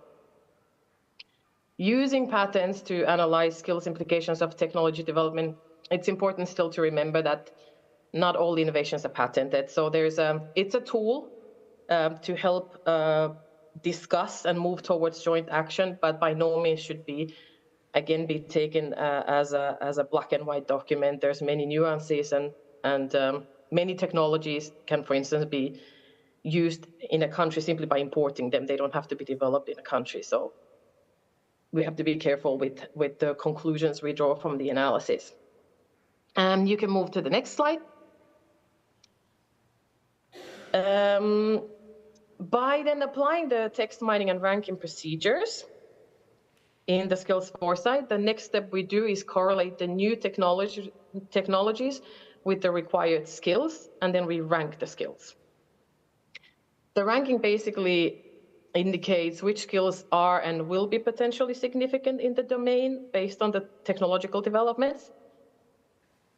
Each bar in the chart represents the cumulative relevance levels of the various skills, but important, the ranking is not a quantitative measure, but a qualitative indicator of the increasing demand as a result of introducing new technologies. So what this means is that we're able to say how relatively important, for instance, solar technicians can be, so the relative importance, but we cannot yet answer the questions, how many solar technicians will be needed next year? That's a question we still cannot answer. You can move to the next slide. So by continuing to apply the text mining and ranking procedures, we can then rank the occupations based on their anticipated future demand.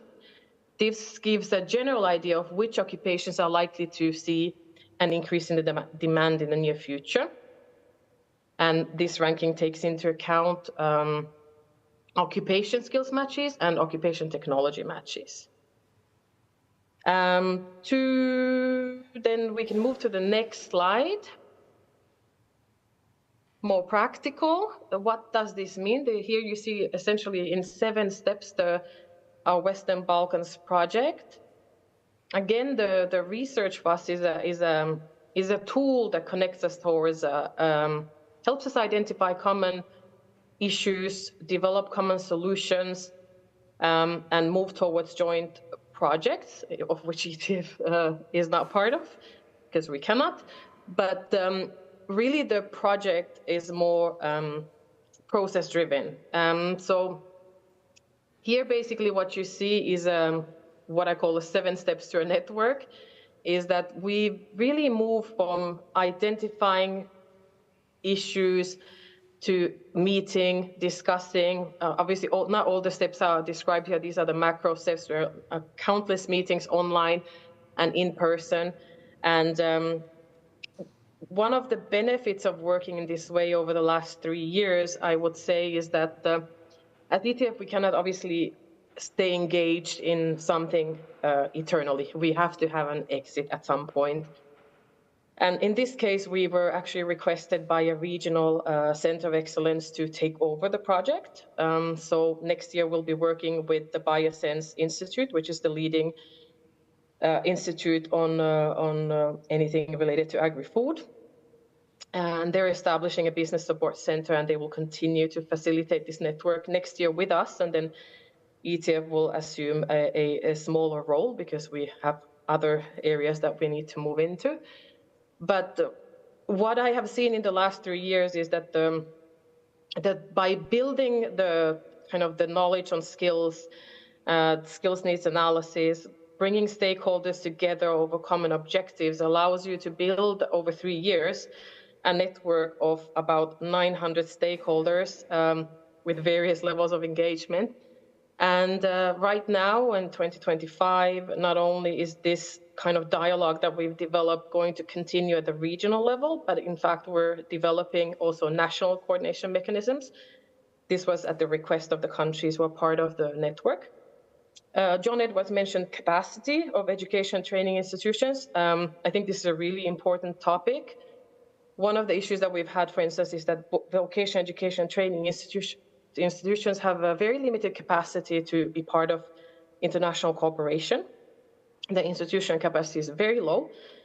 And one thing that we have to do is build such networking in institutions that can carry such cooperation. And in the case of Western Balkans, it's more universities that can assume that role. That's basically from my side as a summary as I can in this time to present to you the approach. So it's methodologies and tools. I gave you examples of some of them. I did not address at all the technology transfer studies that we do or the business trainings, coachings that we do, but this was a snapshot, and thank you for your time. If you're interested, by the way, you can skip to the next slide. If you go on the ETF website, if you go into the what we do, you will find skills for enterprise development. And then you can find, if you click on the right, you will find the Western Balkans project. There's a lot of research there. I think there's over 30 papers in total that we've produced over the 3 years. And you can find all the documents on these websites. Thank you.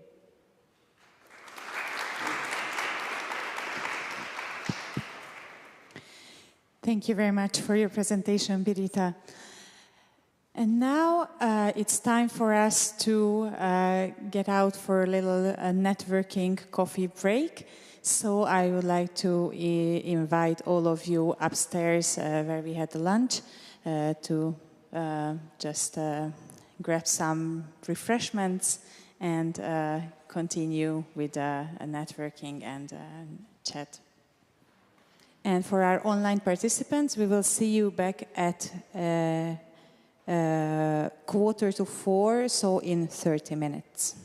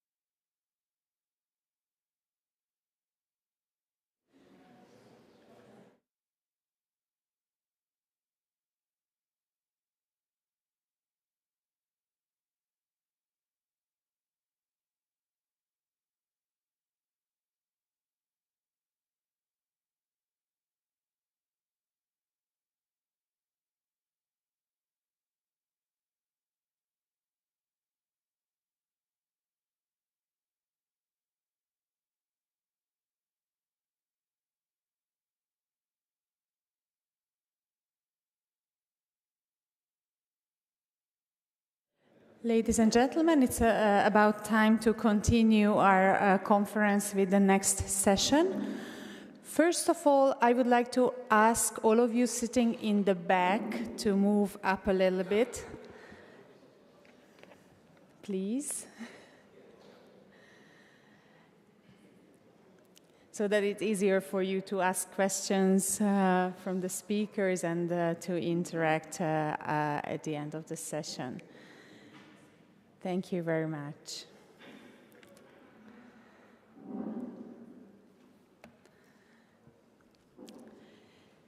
Thank you very much.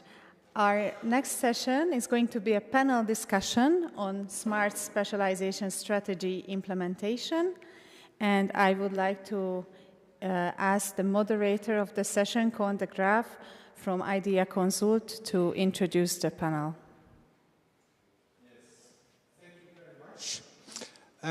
Thank you also very much on behalf of all the panelists for having us today here. We're happy to hopefully treat you with a very lively panel discussion on Smart Specialization Strategy. Let me introduce the panelists to you. On the right for you, it is Angelina Bekasova, Senior Expert for Space and Innovation Policy, coming from the Ministry of Economics of the Republic of Latvia. Next to her, on her left, for you also on the left, is Christina Shovago. She is head of the S3 Project Management Office here in Hungary at the National Research, Development and Innovation Office. And last but not least, Richard Tufts, our not retired senior expert on smart specialization with a long time history in the S3 development.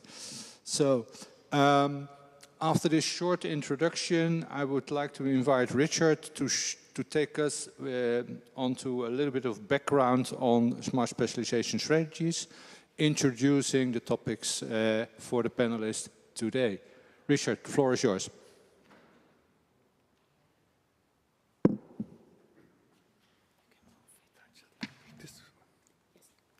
That's it, good.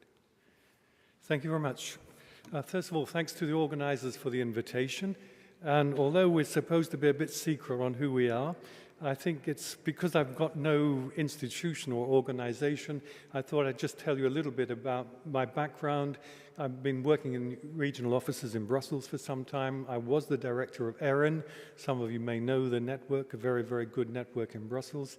I was also a member, that John mentioned this, the early starting of smart specialization. I was a member of the S3 Mirror Group. I must say, when you talk about things which have been pushed through, there was Michel Londebasso from the European Commission, DG Regio at the time, and I'm pretty sure without him, there wouldn't be smart specialization. He was a leading light and very innovative and a good person to be with. Since I retired, and Koen very gently reminded me of that, we've been working on a thing called Friends of Smart Specialization. It's a very informal think tank. 3 colleagues who retired at the same time, interested in innovation, and we've kept going, and we're celebrating our 6th year at the end of this year. So we're still going.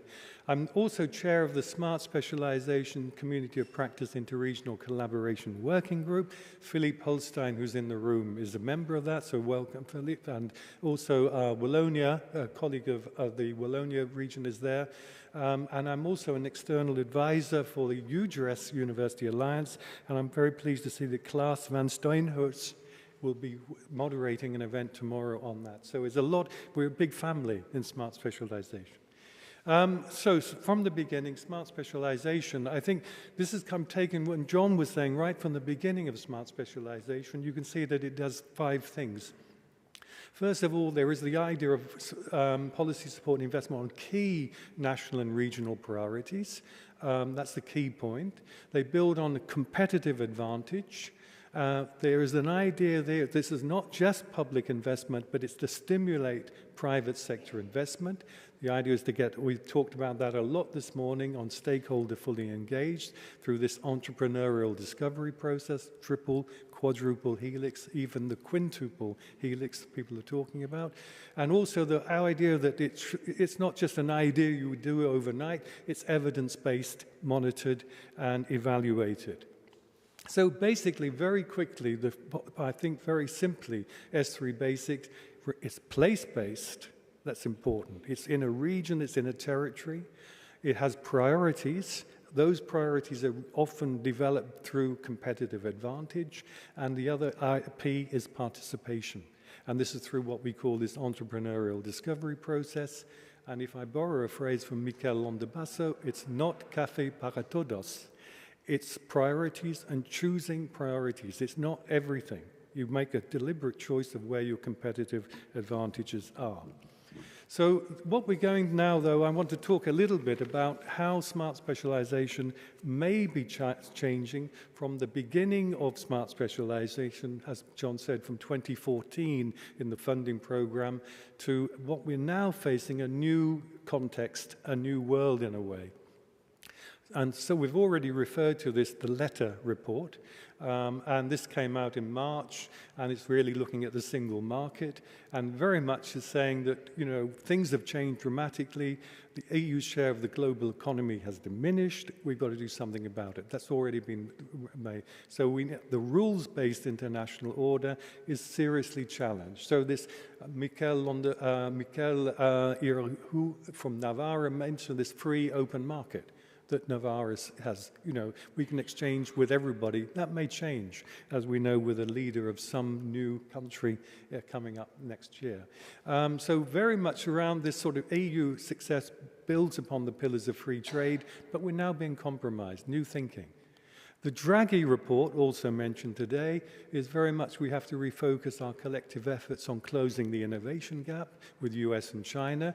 Some of you around the room might have remembered this was said in 2000 in the Lisbon strategy. I don't know if anyone can remember the Lisbon strategy. Some people are nodding.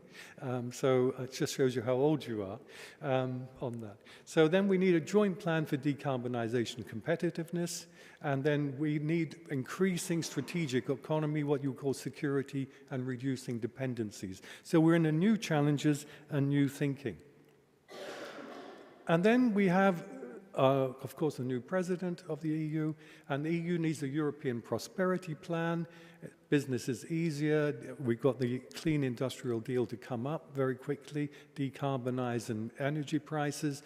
We have to put research and innovation at the heart of the economy, boost productivity, and invest massively and tackle the skills gap. And that comes in very much in this sort of new thinking around smart specialization.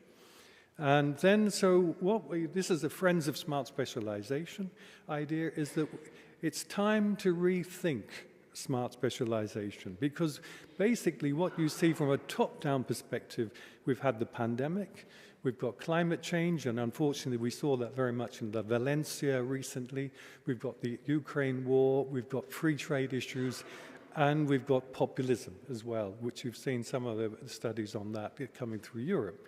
And then on the bottom side, some of the weaknesses, I suppose we can't say that smart specialization has been a total success, because there has been issues of implementation. And Miquel, already from Navarre, has mentioned, you know, it's easy to say on paper, even if you're in government, it's not as easy as you think to implement it. There's been too much focus on cohesion policy. I think this is something that we've always said, that smart specialization needed to widen. It's not just cohesion policy, it has to be the research and innovation budget as well. But that's been more difficult because there's money in cohesion, and of course it's been more difficult to widen smart specialization out of cohesion policy. And this has been, I think, one of the weaknesses. And the last point I'd say is this entrepreneurial discovery process. Smart specialization has been more than a task, or we've got to do it, because if we don't do it, we won't get any money. So, you know, it's been more seen as a sort of a task rather than the opportunity that it should be. So these, I think, are some of the times that we need to rethink smart specialization.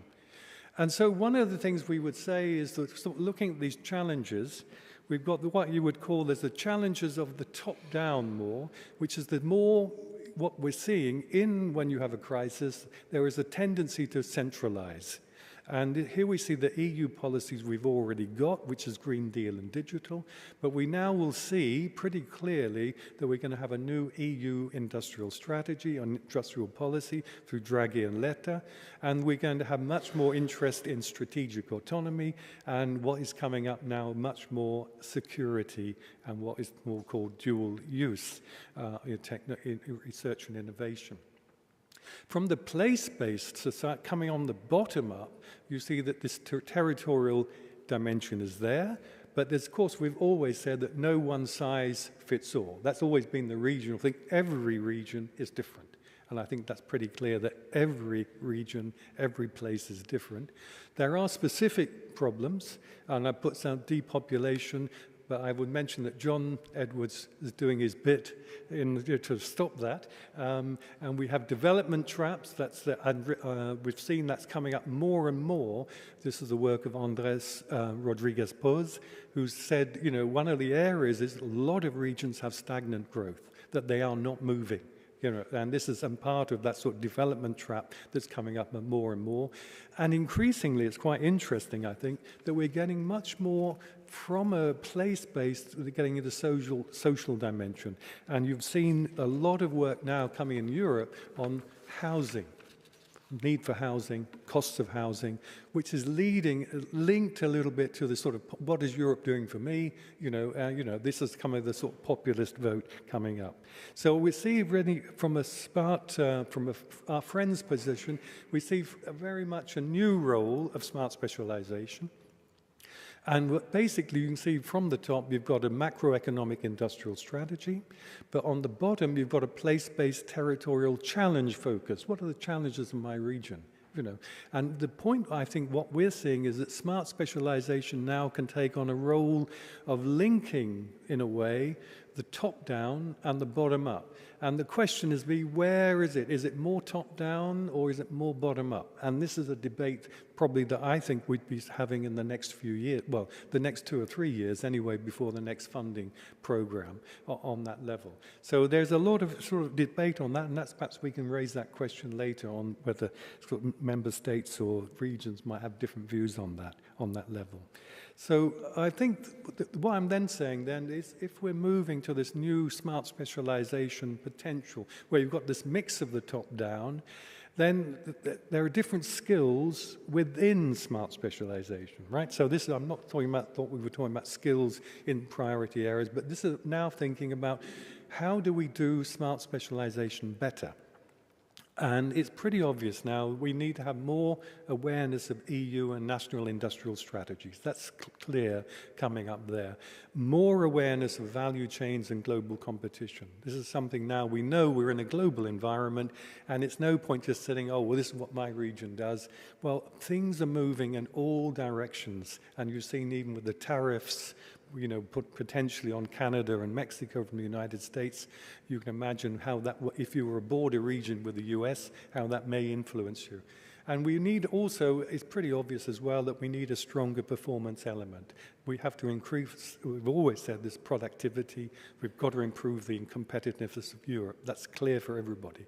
From the bottom up, I think the new skills are we need to improve this entrepreneurial discovery process.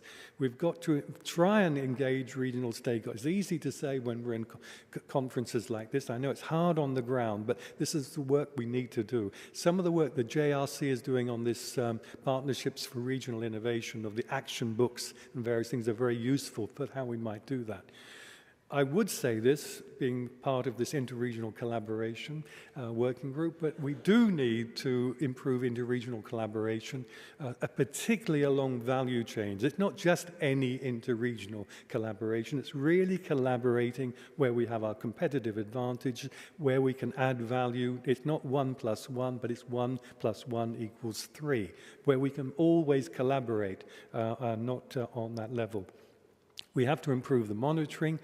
And we also have to address new challenges such as regional attractiveness. And this is coming up more and more, how regions can sort of, market themselves to attract inward investment, to attract the skills. We've talked about that a lot.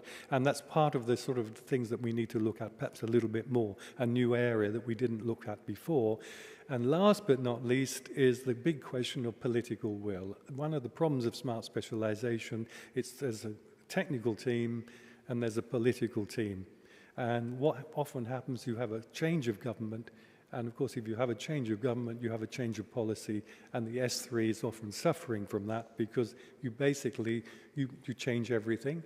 And that's why Navarra has put this into this regional act, so in a way it's difficult to change. It's just a new party cannot just throw away everything that has happened before. So basically, coming to the end, I think the change is also, well, last point I'd like to make in this, I talk about transformation. This comes from work from Suzanne Boris from Copenhagen, which I've adapted, simplified in a way. So basically, it's not always as easy to change as people think. And I think one of the areas we need to look at, and perhaps the debate will be, on the governance, how S3 is governed, what are the resources available to S3, and what are the skills, again, what we need to do S3 within the team that's doing it. And this is where sharing knowledge is important, where networks are important. I've already mentioned ERIN, but there's Urashi and various other networks. And also to balance the resources with what I call doable. What can we actually do, and what are the ambition? And to get if we get too ambitious, things will fail, and then your job gone. If you get too basic, then you're not moving fast enough. Concluding remarks, so just on time. So smart specialization can play, as I say, concluding a significant role in a new synthesis between industrial and place-based policies. I think that's something that's very new in smart specialization. And also the smart specialization from the bottom up, we can help provide the seed elements of an industrial policy from the bottom. Okay, so it's not just top down, but it's coming up, what's coming up in the future and there. And in conclusions, just to say, it's maximizing each region's potential. We start from a territorial perspective, that's very important. We need to look at the weaknesses of the methodology, look at the competitiveness agenda, and as I said, it can play this transition role in both top-down and bottom-up. And the new skills might be a stronger awareness of the top-down strategies, there's directionality and value chains, and a stronger bottom-up with this triple, quadruple helix, and perhaps a more challenge-based approach. We've already, also the mission, I haven't put down there, but the mission viewpoint as well could be very important on that area. So thank you very much for your attention. Just coming up, some of you may be going to Rimini for the Smart Specialization Conference. I think it's full, so, but also look at the Smart Specialization Platform, the Community of Practice. If you haven't already looked at that, it's full of all the information you may ever want to know on smart specialization. So thank you very much.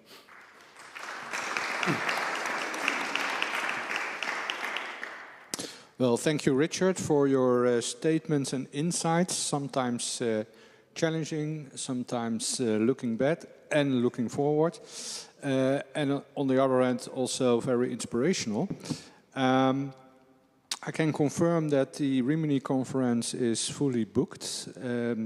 We from Idea Consult are one of the partners who are organizing that event and also providing the service on S3 Cup. But you might follow it online or afterwards read documentation. Well, you showed us quite some insights, and I would like to invite the other panelists to reflect on that from the perspective of their current smart specialization strategy. So how could you reflect on this, taking into account the pros and cons of your current strategy? And maybe you want to react specifically on certain items of Richard's statements. Let me first ask you, Christina, to elaborate a little bit on your S3 strategy from your region, from this region, and maybe you can also address some of the insights of Richard. The floor is yours.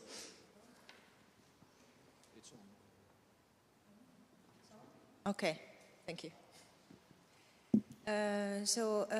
First, some information about the Hungarian Smart Specialization Strategy. We have a national level Smart Specialization Strategy. And in practice, it means that the main focus of the strategy is on the R&D and innovation policy. But our S3 strategy is intersectoral strategy. I mean that free independent public policy is integrated in this S3 strategy. So the R&D and innovation policy, the SME development, and also the digitalization. These are the most important public policy elements if we see the smart specialization. And our S3 strategy is an umbrella strategy. It means that the free public policy strategy have their own independent strategies, and we use the S3 strategy and the measures of the S3 to strengthen the S3 goals. So the S3 strategy has no own independent measures, but when we planning, for example, a new instrument in the R&D and innovation strategy, we decide if it is useful for S3 strategy or not, and then we try to put these strategies together. So, if you had a chance, yes, what would you like to improve or change in your current strategy? We have started the midterm evaluation of this strategy this year. Next year, we try to refresh perhaps the S3 strategy, and I think we have the first experience now, and I think that one of the most important thing is that we have to strengthen the territorial elements of our strategy. Also, if we see the EDP and also if we see the priorities. We have 8 priorities and 2 other horizontal priorities in the S3 strategy. Perhaps it's a little bit too much, and these priorities are national. One of the biggest questions in the assessments, which we are preparing nowadays, that which is the perfect priorities. So we should, for example, one priority is the digitalization of economy. It's too general. What we should change on it? We should be more detailed, more focused. For example, digitalization of health industry or something like this, or at national level, or we should focus to one level, one not 2 or not 3 level, and then choose the digitalization or the health. So I think this is the most difficult question for us, and this is the most important direction of the changing of S3. Thank you so much, because if we want to collaborate even more intense as we used to do in Europe, that can really help. So thank you for that. Angelina, I'm sorry. Can you tell us a little bit about the priorities in your S3 and how they relate to some of the challenges Richard already mentioned? Gladly. We like talking about our smart specialization strategy and about our challenges. But for this, I'll need you to show my slide, if we may. Yes, it are at the end.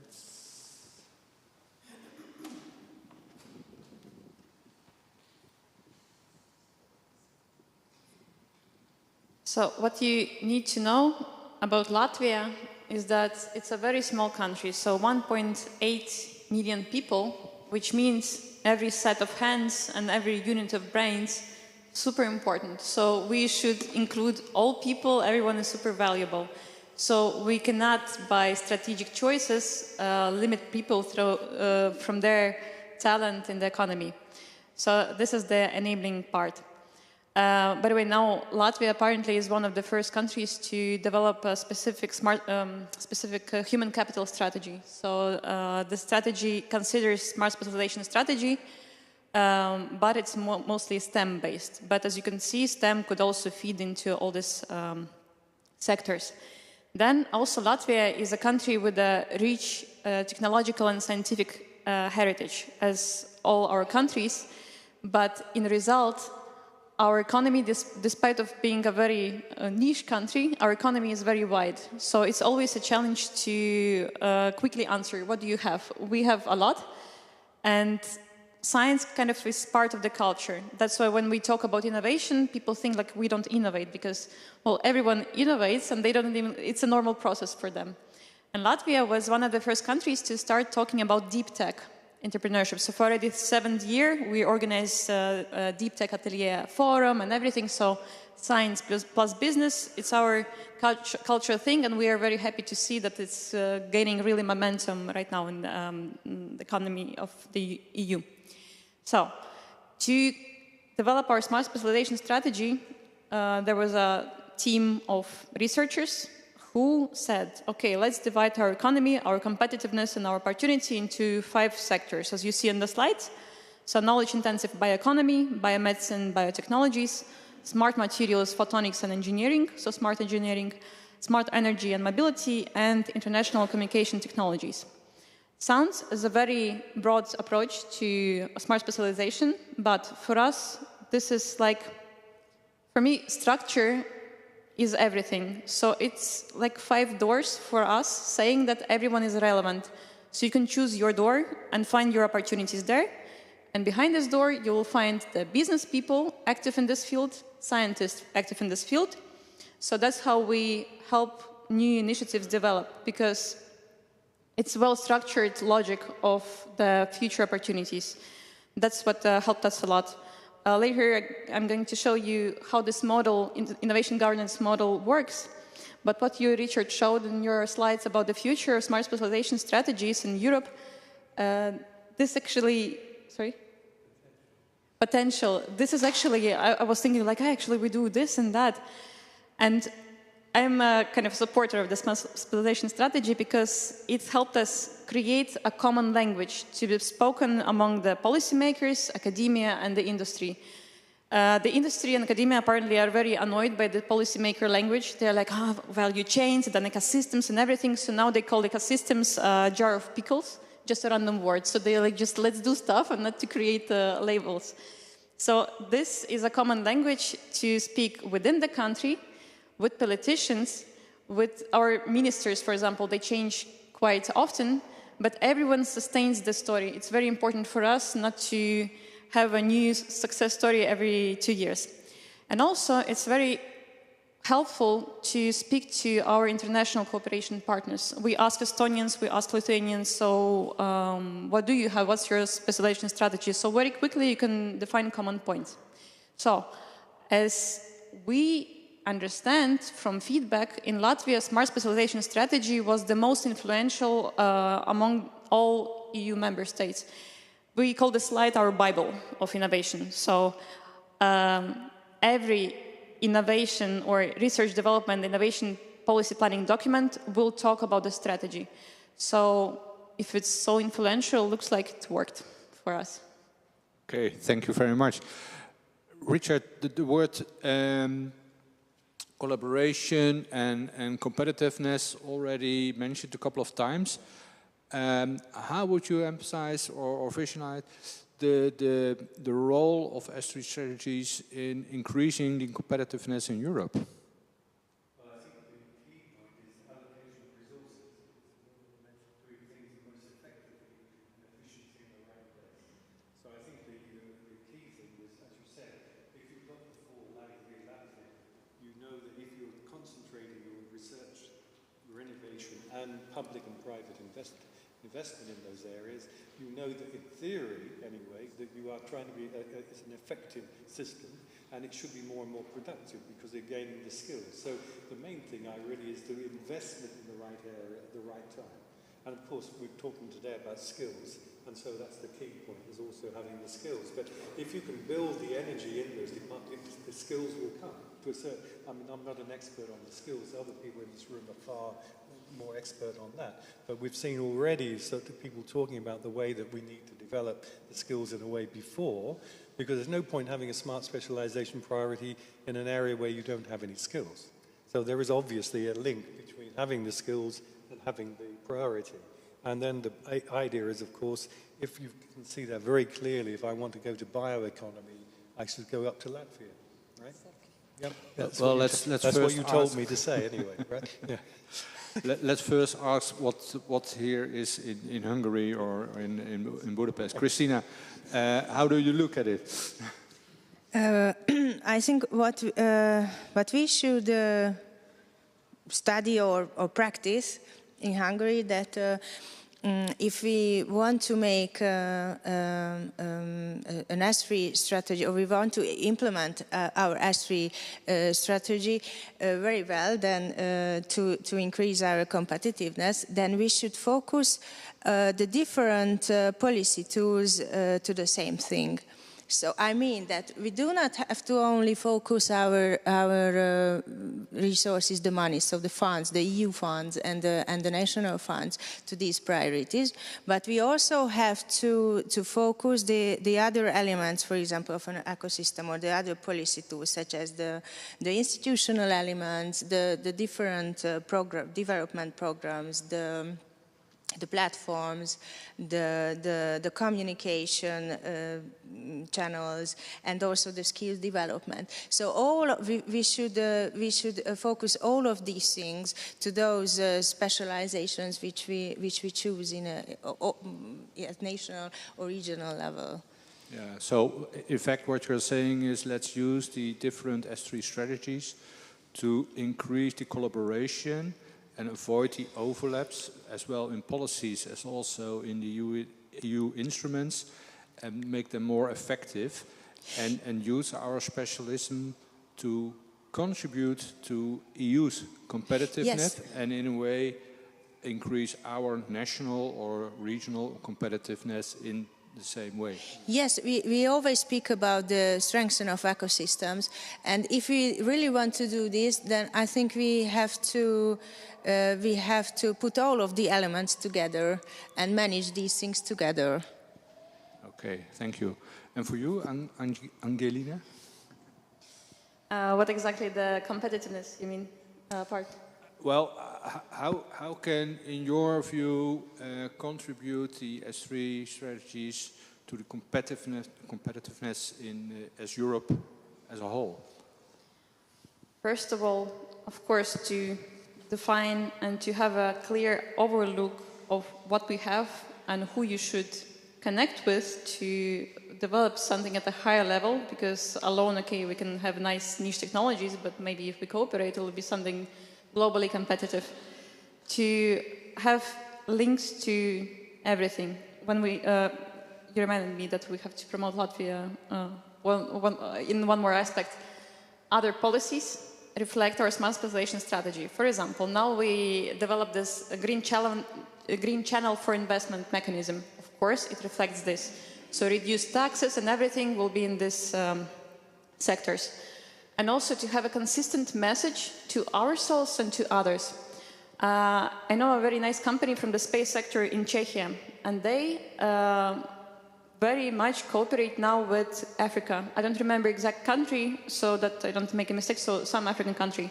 And I asked them, like, but why there? And they started pitching this country through saying that, you know, when you talk to different ministries, everyone says the same thing. So they have not personal message for every minister or every scientist, they have a message of the country. So it's very easy to understand what's happening.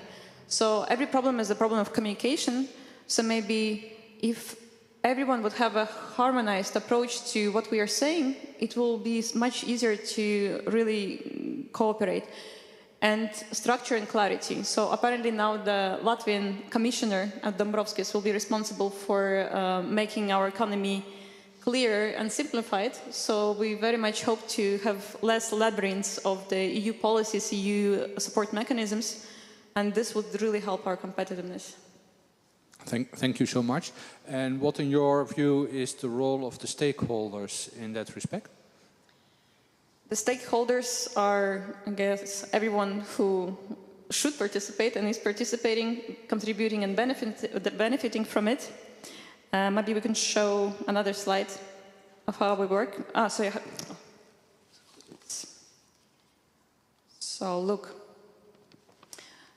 we not only are talking about our Smart Specialization strategy, we also created a system, institutional governance model, how we're going to bring this strategy to practice. It's split into 4 levels, so operational level, strategic management, high-level representation, and highest executive body. So everything starts with really stakeholders bottom-up, Smart Specialization Strategy steering groups. I sit in the group which was responsible for ICT. So there, leaders of the economy, they were invited to sit and talk and define 5 strategies within our Smart Specialization strategy, okay? So it was very interesting to see, first, the industry and the academia thought like, okay, this is a nice platform to criticize, to destroy ministries. So first, the first meetings, we were sitting and hearing how horrible we are. Then we also shared how our life looks. Then everyone thought, okay, we have the same aim, so, and it's the same challenges, so let's think something together. So there are 5 strategies for these groups. Once we define concrete problems, concrete requests, we go to a higher level, strategic management level, where our ministers sit, the heads of agencies, and so on. So we decide on things. If we need to really change something, it goes to even higher level representation, when really the prime minister listens to it, ministers participate, if there should be some high-level decisions to be made. If there are like practical decisions, a new law or something, cabinet of ministers. So we went through this circle only once. This system helped us show who should participate, what are the gaps of this cooperation, and how we could potentially solve it. So now communication looks completely different, and we finally speak the same language. So this, about the stakeholder involvement, this is the platform for us to involve stakeholders. So, in conclusion, what you're saying is it's very important how you choose your stakeholders, get the right people on board, and invite them to participate. And in doing that, you will create a common language and a common goal which you can go after. Yes, correct? But that's also our challenge. So if you ask about challenges, because those who are the most charismatic in how they talk, or the loudest ones, they would define the strategy's main points. Those who really do their job, and they don't have time to waste for it, we miss on these opportunities. So mapping is actually a challenge. So we try to proactively include people, and if we hear something, to really involve them. This is a challenge, and indeed, no research would do perfect mapping of all opportunities, of all the skills available, but we should think towards this direction. Yes, thank you. What about this challenge? How is that for Hungary, Christina? It's also a difficult part of ESFRI and the challenge in Hungary. Although this is one of the most important elements of a successful ESFRI, to find the suitable person, those persons who have the real information. In this midterm evaluation, which we are preparing nowadays, then we try to find those points of the governance of our ESFRI, which do not operate suitable. For example, it can be the high-level management of the ESFRI.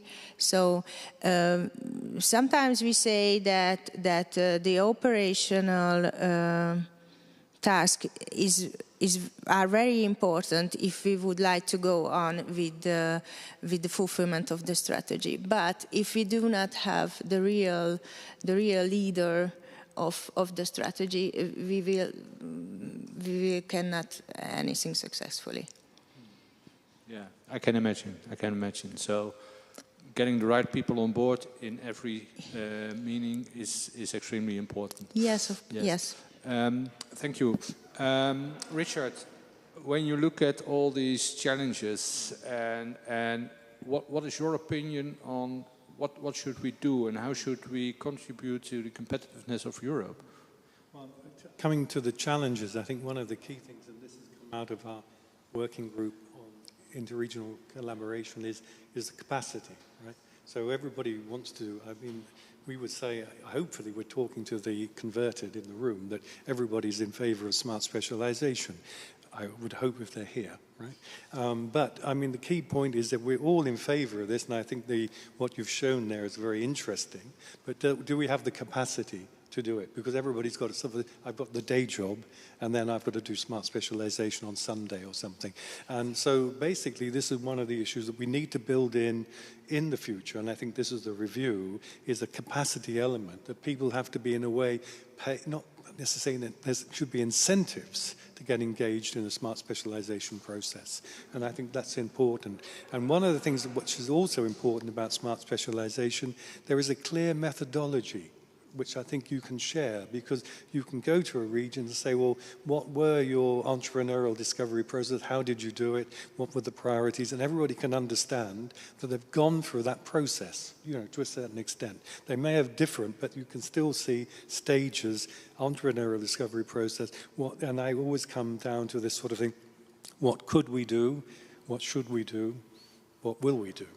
You know, and because there's a sort of an area that we can do everything, and then that we have to choose at the time, choose with the resources, the skills, the governance mechanisms that we've got to make sure that we can do it. So I think key message, I think, for me is building the capacity into the system and making that clear, and that comes back to the skills, you know, by saying they have to have them. Yeah, that's absolutely true, and from an S3 COP perspective, I can only confirm that. We are guiding the thematic smart specialization partnerships in their efforts to become even more professional as they already are. And capacity is one of the big issues, to set free the right capacity, to put time and effort in the collaboration. And that is also what came out of this discussion today, that it's not collaborating for collaborating's sake, but it is collaborating in an attempt to contribute, to create added value from each partner in that collaboration to the higher goal and increase whatever it might be, either competitiveness or R&I or whatever. So it is about creating value by collaboration, means to an end, and choose the right people for that, create the capacity, develop the skills needed for that collaboration, but also talk to the right partners in your region to make sure that this collaboration also improves the economic growth of your region, because that's what your responsible is as well. And I see that Angelina wants to react on that. One more thing to add to European competitiveness is our speed of reaction to the global trends and our flexibility to really uptake the latest opportunities. And this wider approach to technologies really allows for this flexibility and to map this flexibility. Our life 4 years ago looked completely different. Our capacities in quantum, for example, I know that Hungary is also, what I see from the ecosystem, very active here. We had capacities historically in quantum computing or something quantum. No one cared about it.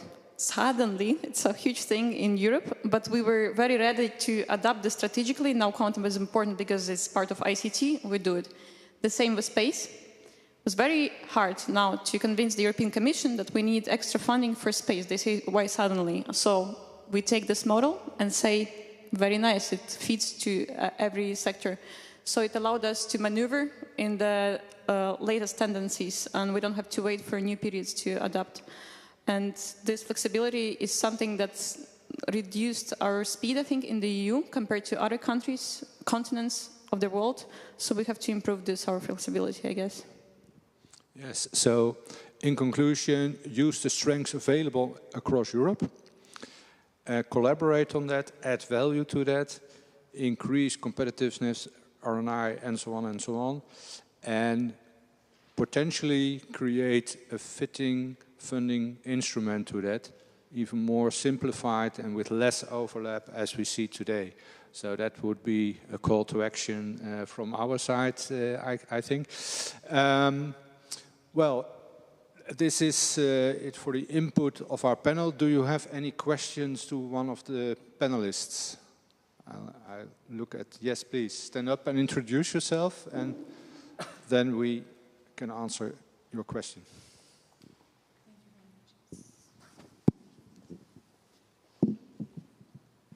Thank you. I have a question to all the three panelists.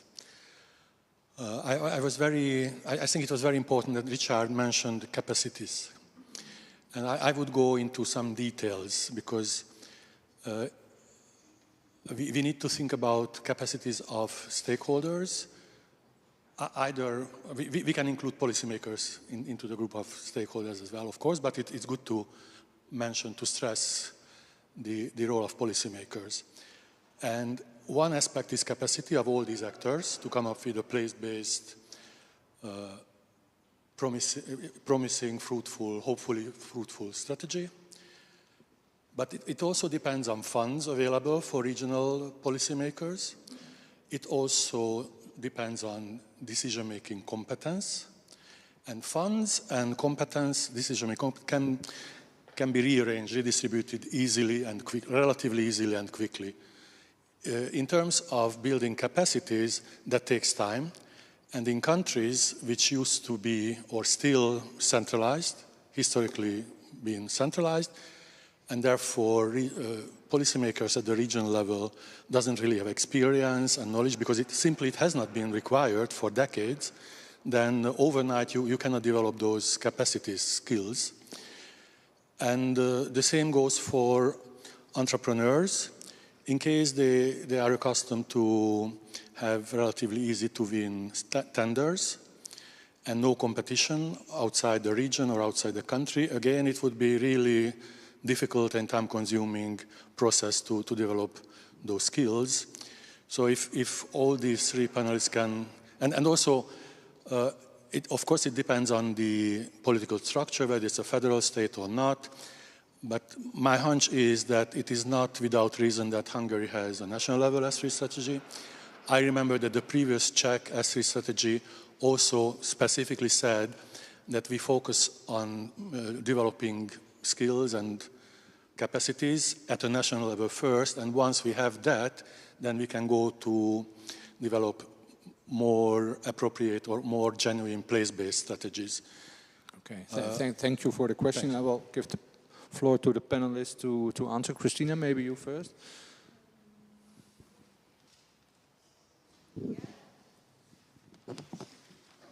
As I understand your question, capacity in Hungary, if we are speaking about capacity, then I think the most important thing is to speak about the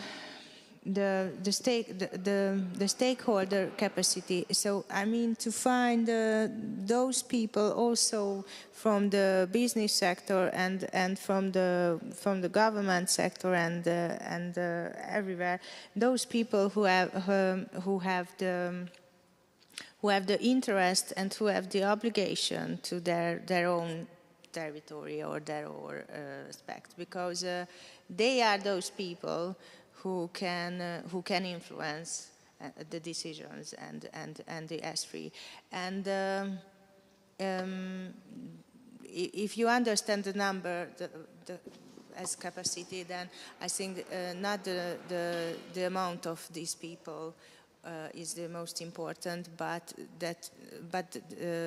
those things that we should find these persons in every sector. Quality for quantity. Yes. That's what you're saying. Thank you. Maybe your perspective, Angelina, from also a region which is also a country and has one S3. How quickly can you build capacity? But what do you call capacity when we use the word capacity now? Capacity in terms of people having time to do something, being able to do something, or having resources to do something, or everything together? I think everything together. Okay, so yes, to be we effective. have. Since it wouldn't be some random strategy like smart specialization, so it's easy to argument why it is needed, because it's reflected in all strategies. Yes, the matter of time, but, well, life is life. You just have to work. And yes, there are people to introduce into the system. Once they know the system works, there is interest, and interest will define capacity. So since there is demand and some success stories of how the system works, here's the capacity. If I still understood the word capacity in this context right. Yeah, thank you, thank you.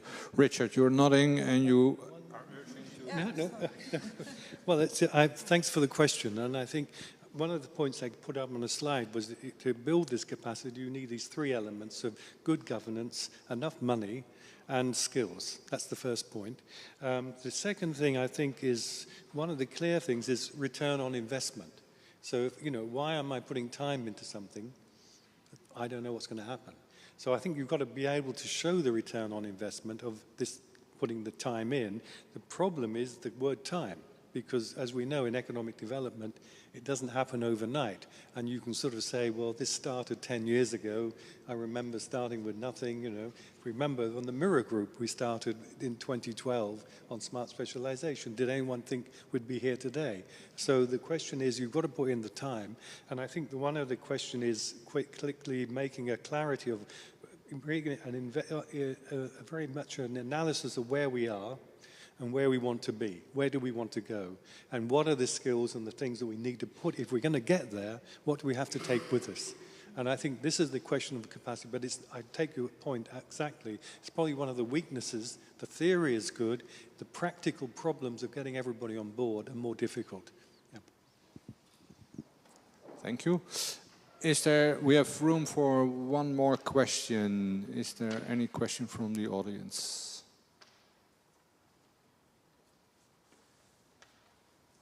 No, then I think it is time to conclude and to thank the panelists.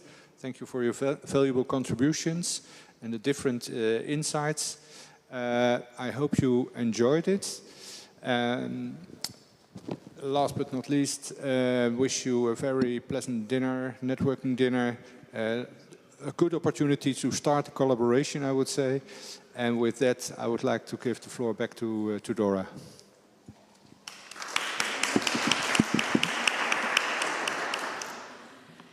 Thank you very much for this very insightful panel discussion.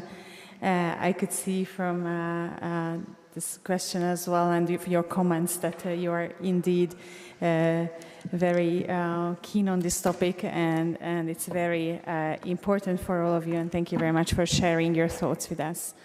Now, before we move on to our last session for today, I would like to call your attention that there is a QR code in the bottom corner of your badges.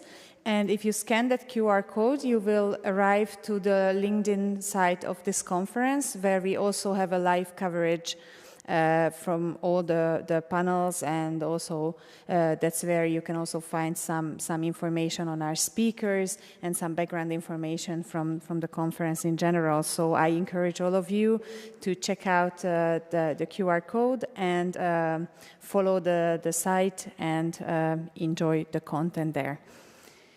And as for our last session, I would like to invite Dr. Simone Rosini from the Directorate General for Employment, Social Affairs and Inclusion of the European Commission to introduce the next session for us.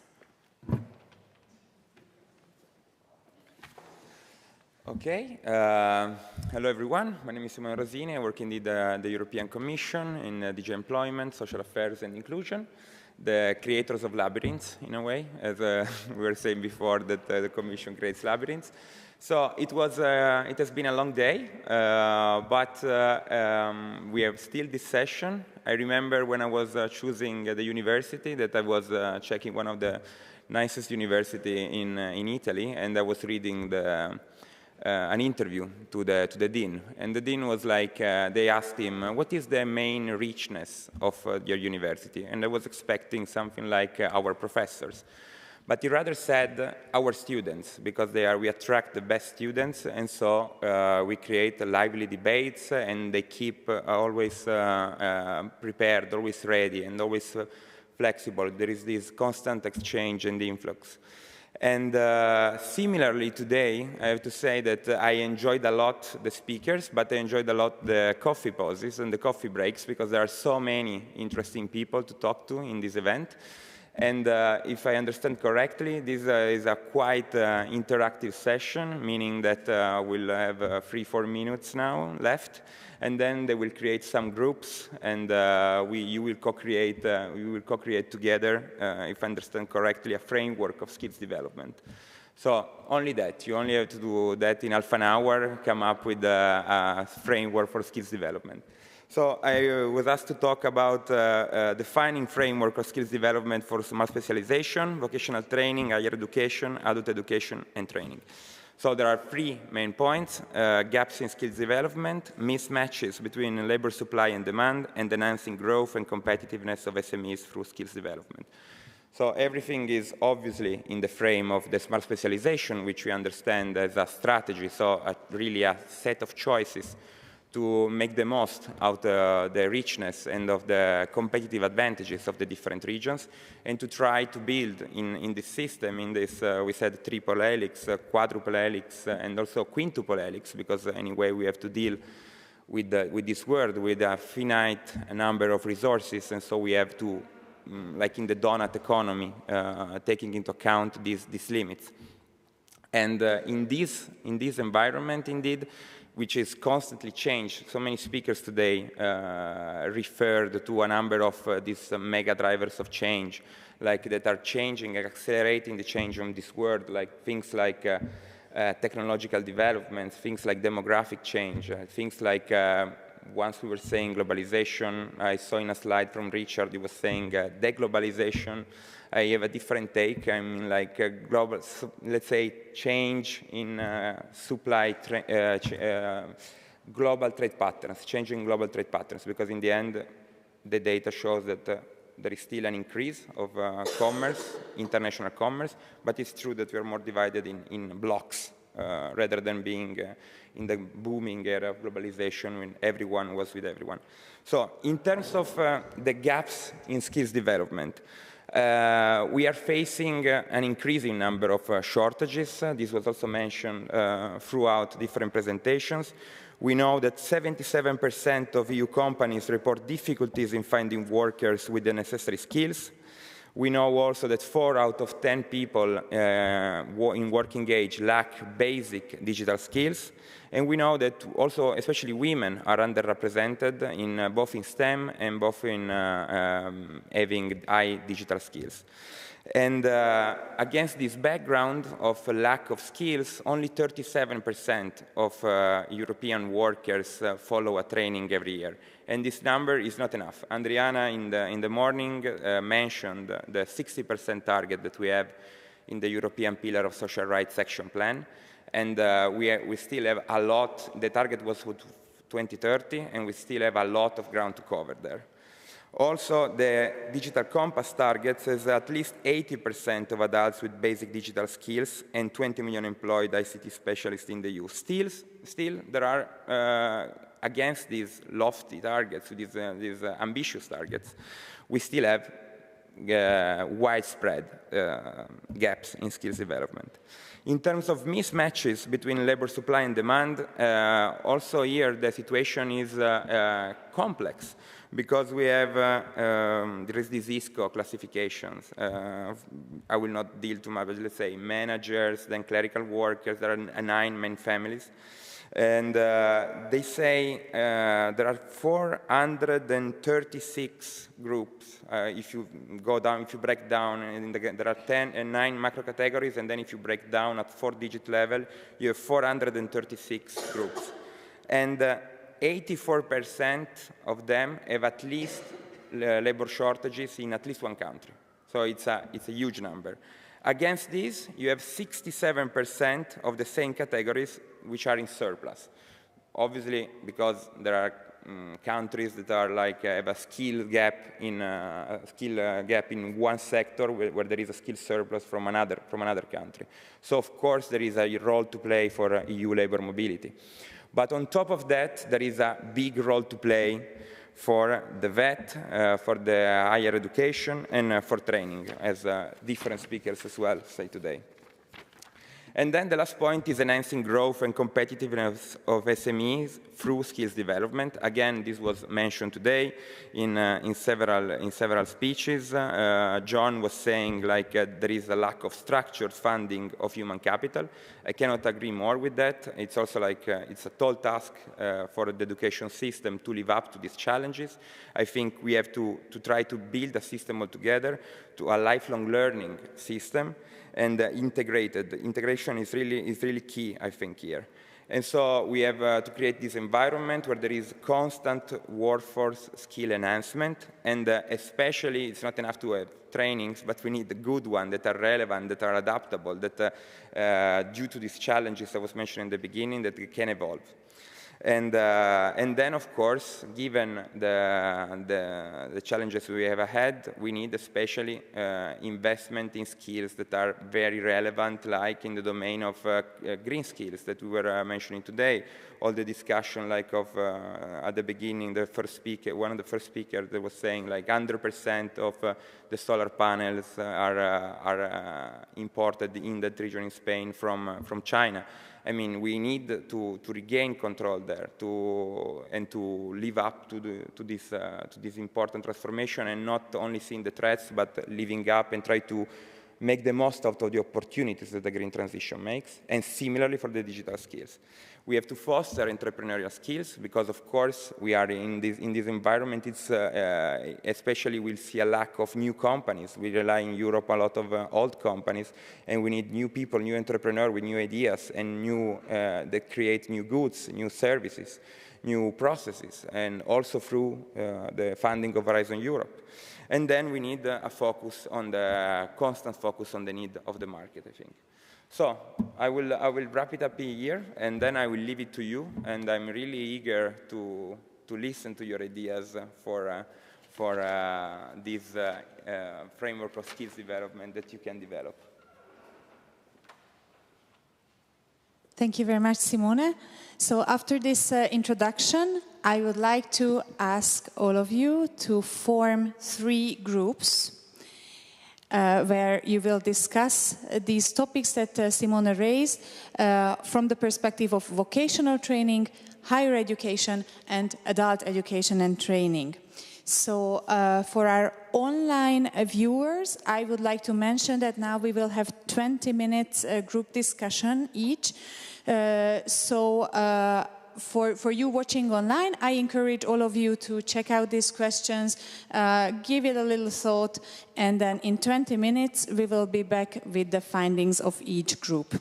So now, for you here in person at the conference, I suggest to move to groups with the people sitting closest to you, and in total we would like to have 3 groups. So maybe 1 group around here, the next group here, maybe someone else can join this side, and the 3rd group somewhere over here.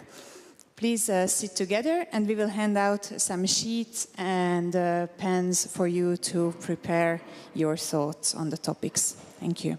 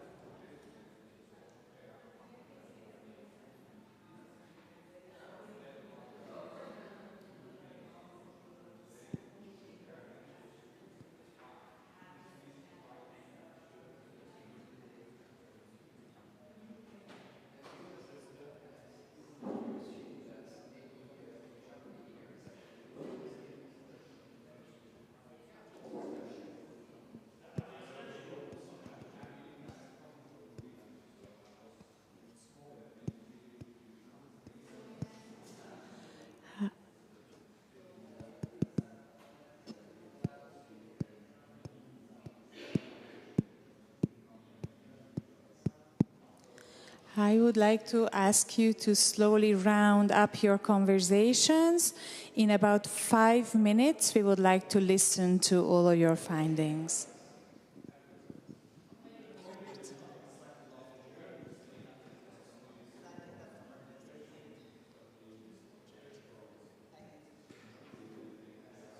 It's good to see that actually everyone is talking, so it's not like one or two people are talking. Everyone is adding some things. I think that sometimes when it's too early, it doesn't work well because people do not know each other. But now, after all this talk, I think it was a nice occasion that no panelists.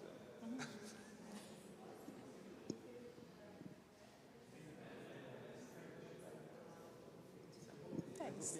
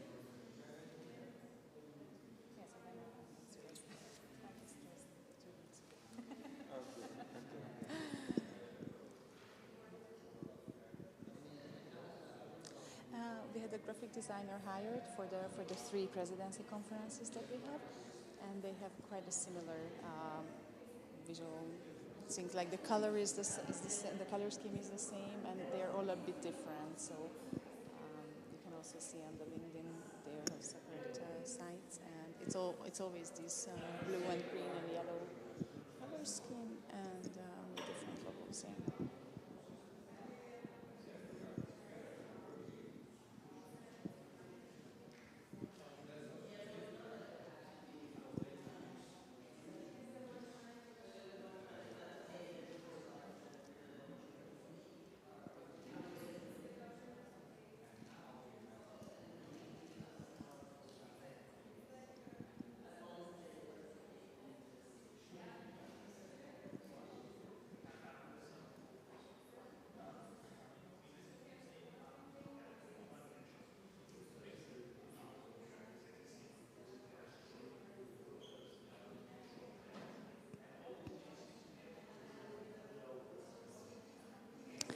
Please add your last few thoughts on the paper. We are also going to collect your papers afterwards so that we have your input for the follow-up materials of the conference.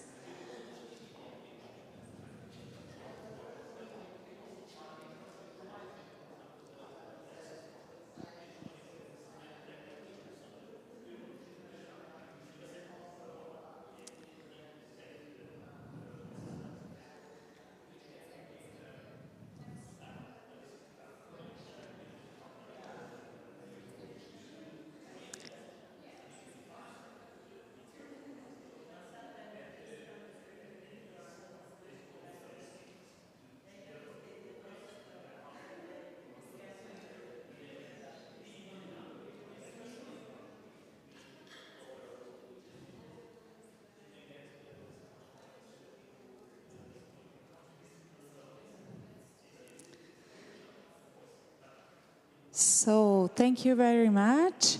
And first, I would like to invite one representative from the group who discussed vocational training.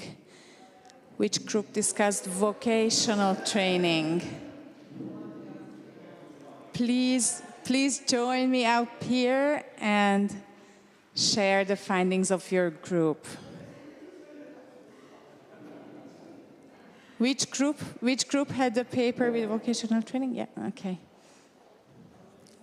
on vocational training, so it's going to be... Thank you, Kimberly. Please join me here and share your findings.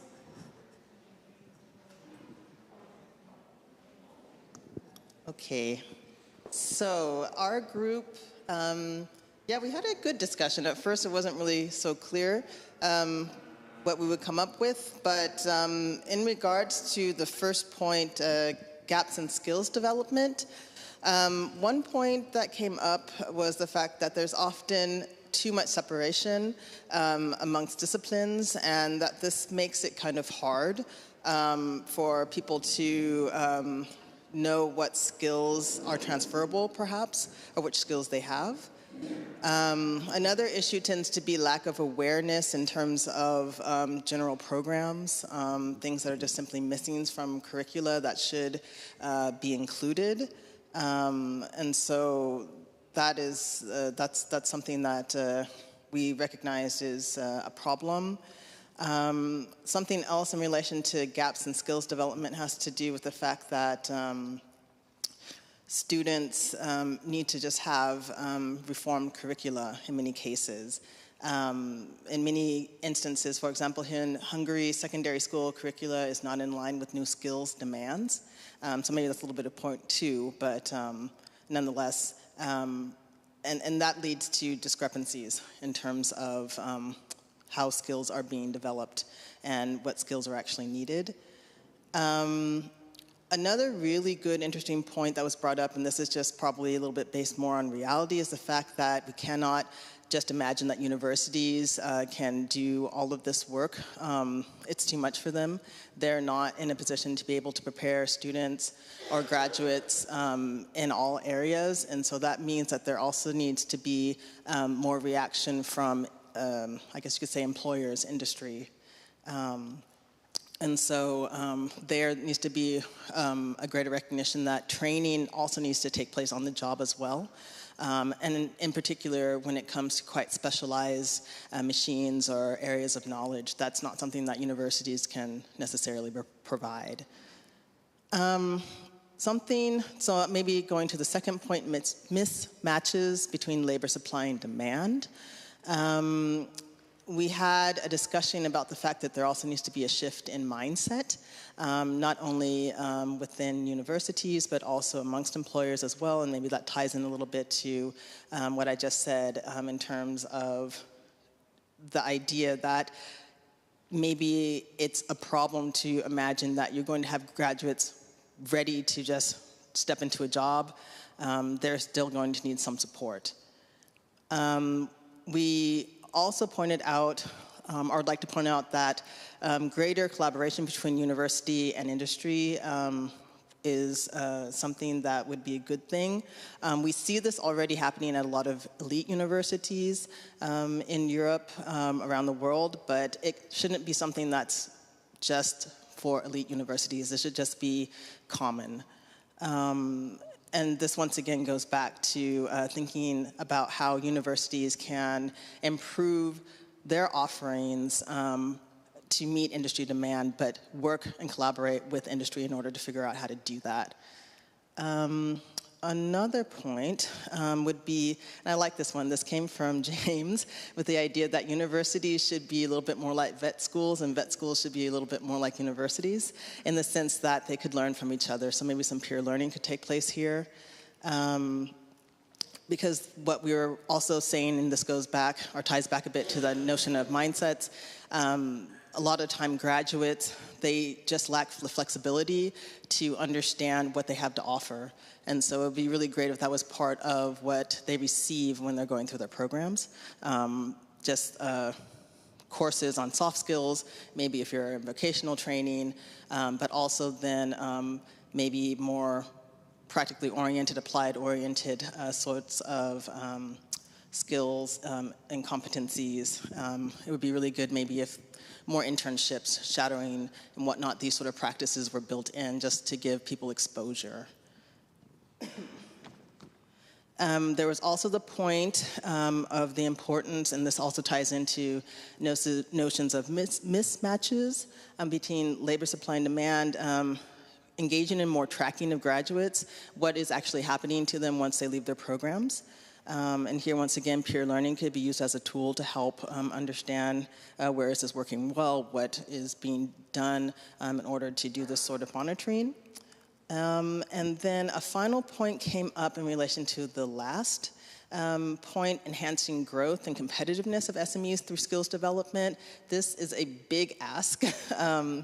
But we learned about some interesting incentives, or I should say initiatives, that are taking place in Hungary, offered by the government, because one of the things we recognize is that SMEs themselves do not have the capacity to develop programs to develop new skills on their own, most necessarily. This is something that needs to really probably come from the government. So in Hungary, there are two initiatives. One is sort of like a tax deduction reduction scheme for SMEs, which collaborate with universities and students to help train the students and also provide research opportunities with the universities. So there's this sort of win-win that occurs for all parties involved. And then also a very interesting scheme of financial rewards for SMEs, where students which are trained by companies are then rewarded with a one-time, I guess you could say, financial gift that they can use however they want. So the student wins by earning a job, and then the SME wins by earning an employee as well as additional funding. So that's it. Thank you very much. Now, I just wanted to add that not all the examples have to be from Hungary. Thank you very much. Thank you very much. And now I'm turning to the group discussing higher education. Please come out here and share your thoughts.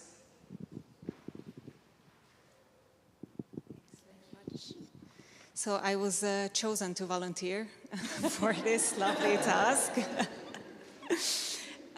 So we had a very lively discussion through different actors of the ecosystem. We had the representatives of higher education institutions, researchers, also private sector. So we talked about gaps in skills development, and I tried to list the thoughts as challenges and opportunities. So one challenge there is a huge gap between the labor market versus academia. So our academia doesn't really know the needs of the labor market, and the labor market is kind of questioning like, okay, what do universities really have to offer to us? So an opportunity related to this is universities to articulate better what they have to offer in terms of transferable skills to companies, but also to better prepare their students to articulate the value they bring. And SMEs are hard to, so there are mismatches between labor supply and demand. And of course, the small, medium enterprises are hard to engage with because there are many. So what we talked about is also basically we're looking at, right now there is a trend in Europe, we are looking at national level policies, national level innovation. There is a need for local focus because that's how it becomes manageable. But of course not every country is prepared for that, so there needs to be capacity building around this as well. And of course the notion came up that academia is much slower than the industry is and as policies are, so that's also one challenge that came up. I think that's the wrap-up. Thank you very much. There seem to be several universal or global challenges that we all face in this regard, I guess. And now I would like to invite a representative from the group who discussed adult education and training. So I stay here so you can help me to complete, okay? Because we had also really fruitful discussions, but maybe not really structured. So I try to summarize. Maybe we start from the fact that we are in a world that is changing fast, that we need, in fact, new skills. That's we face new challenges, and we also yes, really need new skills, but also that there will be many people that will have to also, many jobs will be in the near future maybe sometimes useless, and so we not only have to think to skills, to new skills, but also to re-skills the people, many people. So that's a question that we try to answer. We didn't really answer, but still it's an important fact to start. So to know what we need in terms of competency, we need, it's difficult to know what we will need in the near future, but we can still try to have an insight on that. And for that, we can identify some trends. Yes, maybe I want to give the example of Germany, you know, because you explain us and Bosch, yes, that in Bosch, you know, it was specialized in, comment? Pushments and, yes. Okay, just an example from a Bosch company who was producing push belts for transmissions, CVTs, and they emphasized that it's going to be obsolete because if we all drive electric, we don't need transmissions anymore, so there is no demand anymore for these push belts. But they have a very thorough knowledge of working on metal, thin metal, and they are using that knowledge to produce parts for electrolyzers. So this complete company is changing from a push belt producer to a part of electrolyzer producer, using their competences as a company. And this is a very good example, in my opinion, what kind of transitions we are facing and how you can deal with it very successfully and still be in business as a company and have a job as an employee and use your knowledge of a certain technology in a different application. And that's what we are aiming at. And in completing your statement, we have a lot of people, we have far more people working already in Europe, needing to change probably their profession or their company in the next years. Then we get students from the university and other education institutes in the next years. So, and if the pressure on labor and labor effectiveness is so huge in Europe to maintain our level of health and to maintain our productivity, this is a potential we should address as soon as possible by providing them with the right training courses to adapt as soon as possible. Thank you. So you see, we don't have only example from Hungary. Huh? So it's a good example also that we can identify the trends, you know, that Bosch have succeeded to that. And so for that, we had also another example from Germany, you know, where they create consortia, where consortia of different stakeholders of the helix, and where they really map the needs of the SMEs. And it was really effective because in that way they could really identify the skills that were needed and propose some efficient training. So that's one possibility to really create this kind of consortia and be really close to the market and the needs of the industrial sector. The challenge is also to create a framework enough agile to adapt and to propose this training. For that, I don't know if we find some solution, but we know that we have to be agile in that way. So we can, yes, it's important to be enough agile. It's maybe sometimes important also to get out of the certificates and all, yes, and all that, what? Degrees, yes, and all that degrees. Yes, we also say that people, yes, about the need of new skills, it's important that maybe you can transfer skills from a sector to another. This is important, and this could be made also through smart specialization, and it could be made also at local level, but maybe also at the European level. But also we say that, so it's important, we can transfer knowledge from different sectors, but also that people want it to stay in their company. That's also sometimes a fact, and want it to stay in their ecosystem. So in that sense, that smart specialization strategy could play a role in creating ecosystem and sharing challenges and knowledge, and it was maybe done in the example of Germany. Do you have something to add? Okay, that's it.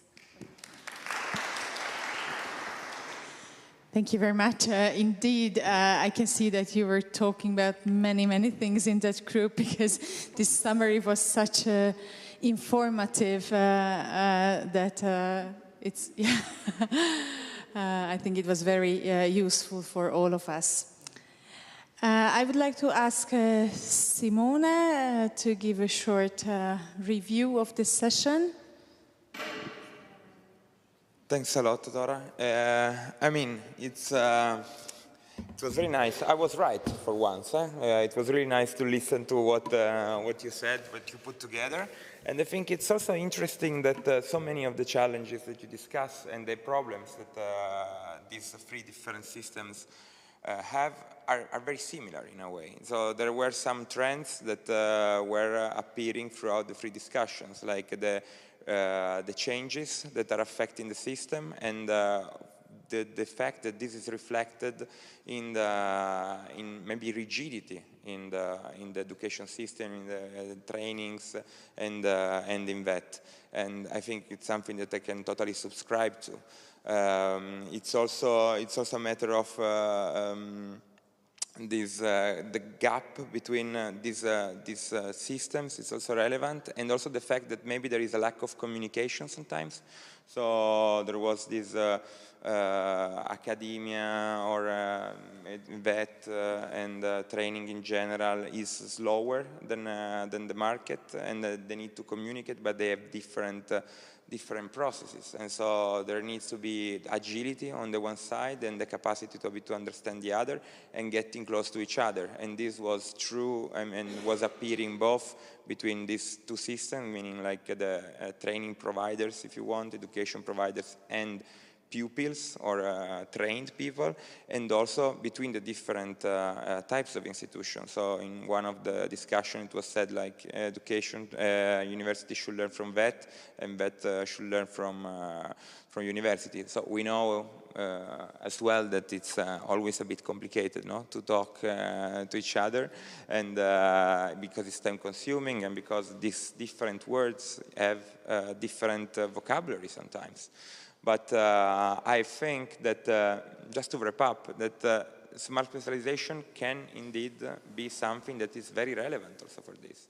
Because if it's true that there are different vocabulary that this word use, it's also true that a point of contact is exactly the territory in which these people are operating. So when you're talking about rigidity, it's also maybe sometimes there is the same thing taught exactly the same across the board, but not everything is math, that it's an exact rule.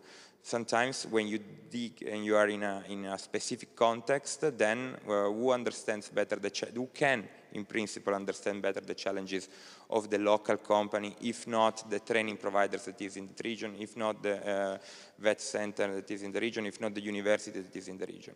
Of course, it needs indeed to have, everyone should be on board. The training providers, the academia, the companies, and the government. Again, we come back to the triple and quadruple helix and quintuple helix. So thanks a lot. I mean, it was nice to hear you talk, to hear what you have been discussing in the three groups. It was a pleasure to moderate this session, open and close, more than moderating, because you self-moderate yourself well enough. So thanks a lot. Back to you. Thank you very much, Simone. And to finish today's first day of the Skills Development for Smart Specialization Conference here in Budapest, I would like to just add that we will incorporate the main takeaway messages from today to the closing session tomorrow. So now we won't hold a separate closing session, but we will incorporate all the main messages for the closing tomorrow. And now there is nothing more left for today than the networking dinner. And we prepared this little map for you so that you can all find the location of the dinner. There we also added the address. It's also added in your information booklet that we sent out in email earlier. I would like to just give some practical information. Once you exit the metro at the Széchenyi-fürdő, you need to turn to the right and follow. There will be some signage. And the entrance is from the back entrance of the thermal bath, so not the main entrance. But you turn to the right and go in through the back entrance. See you at the dinner.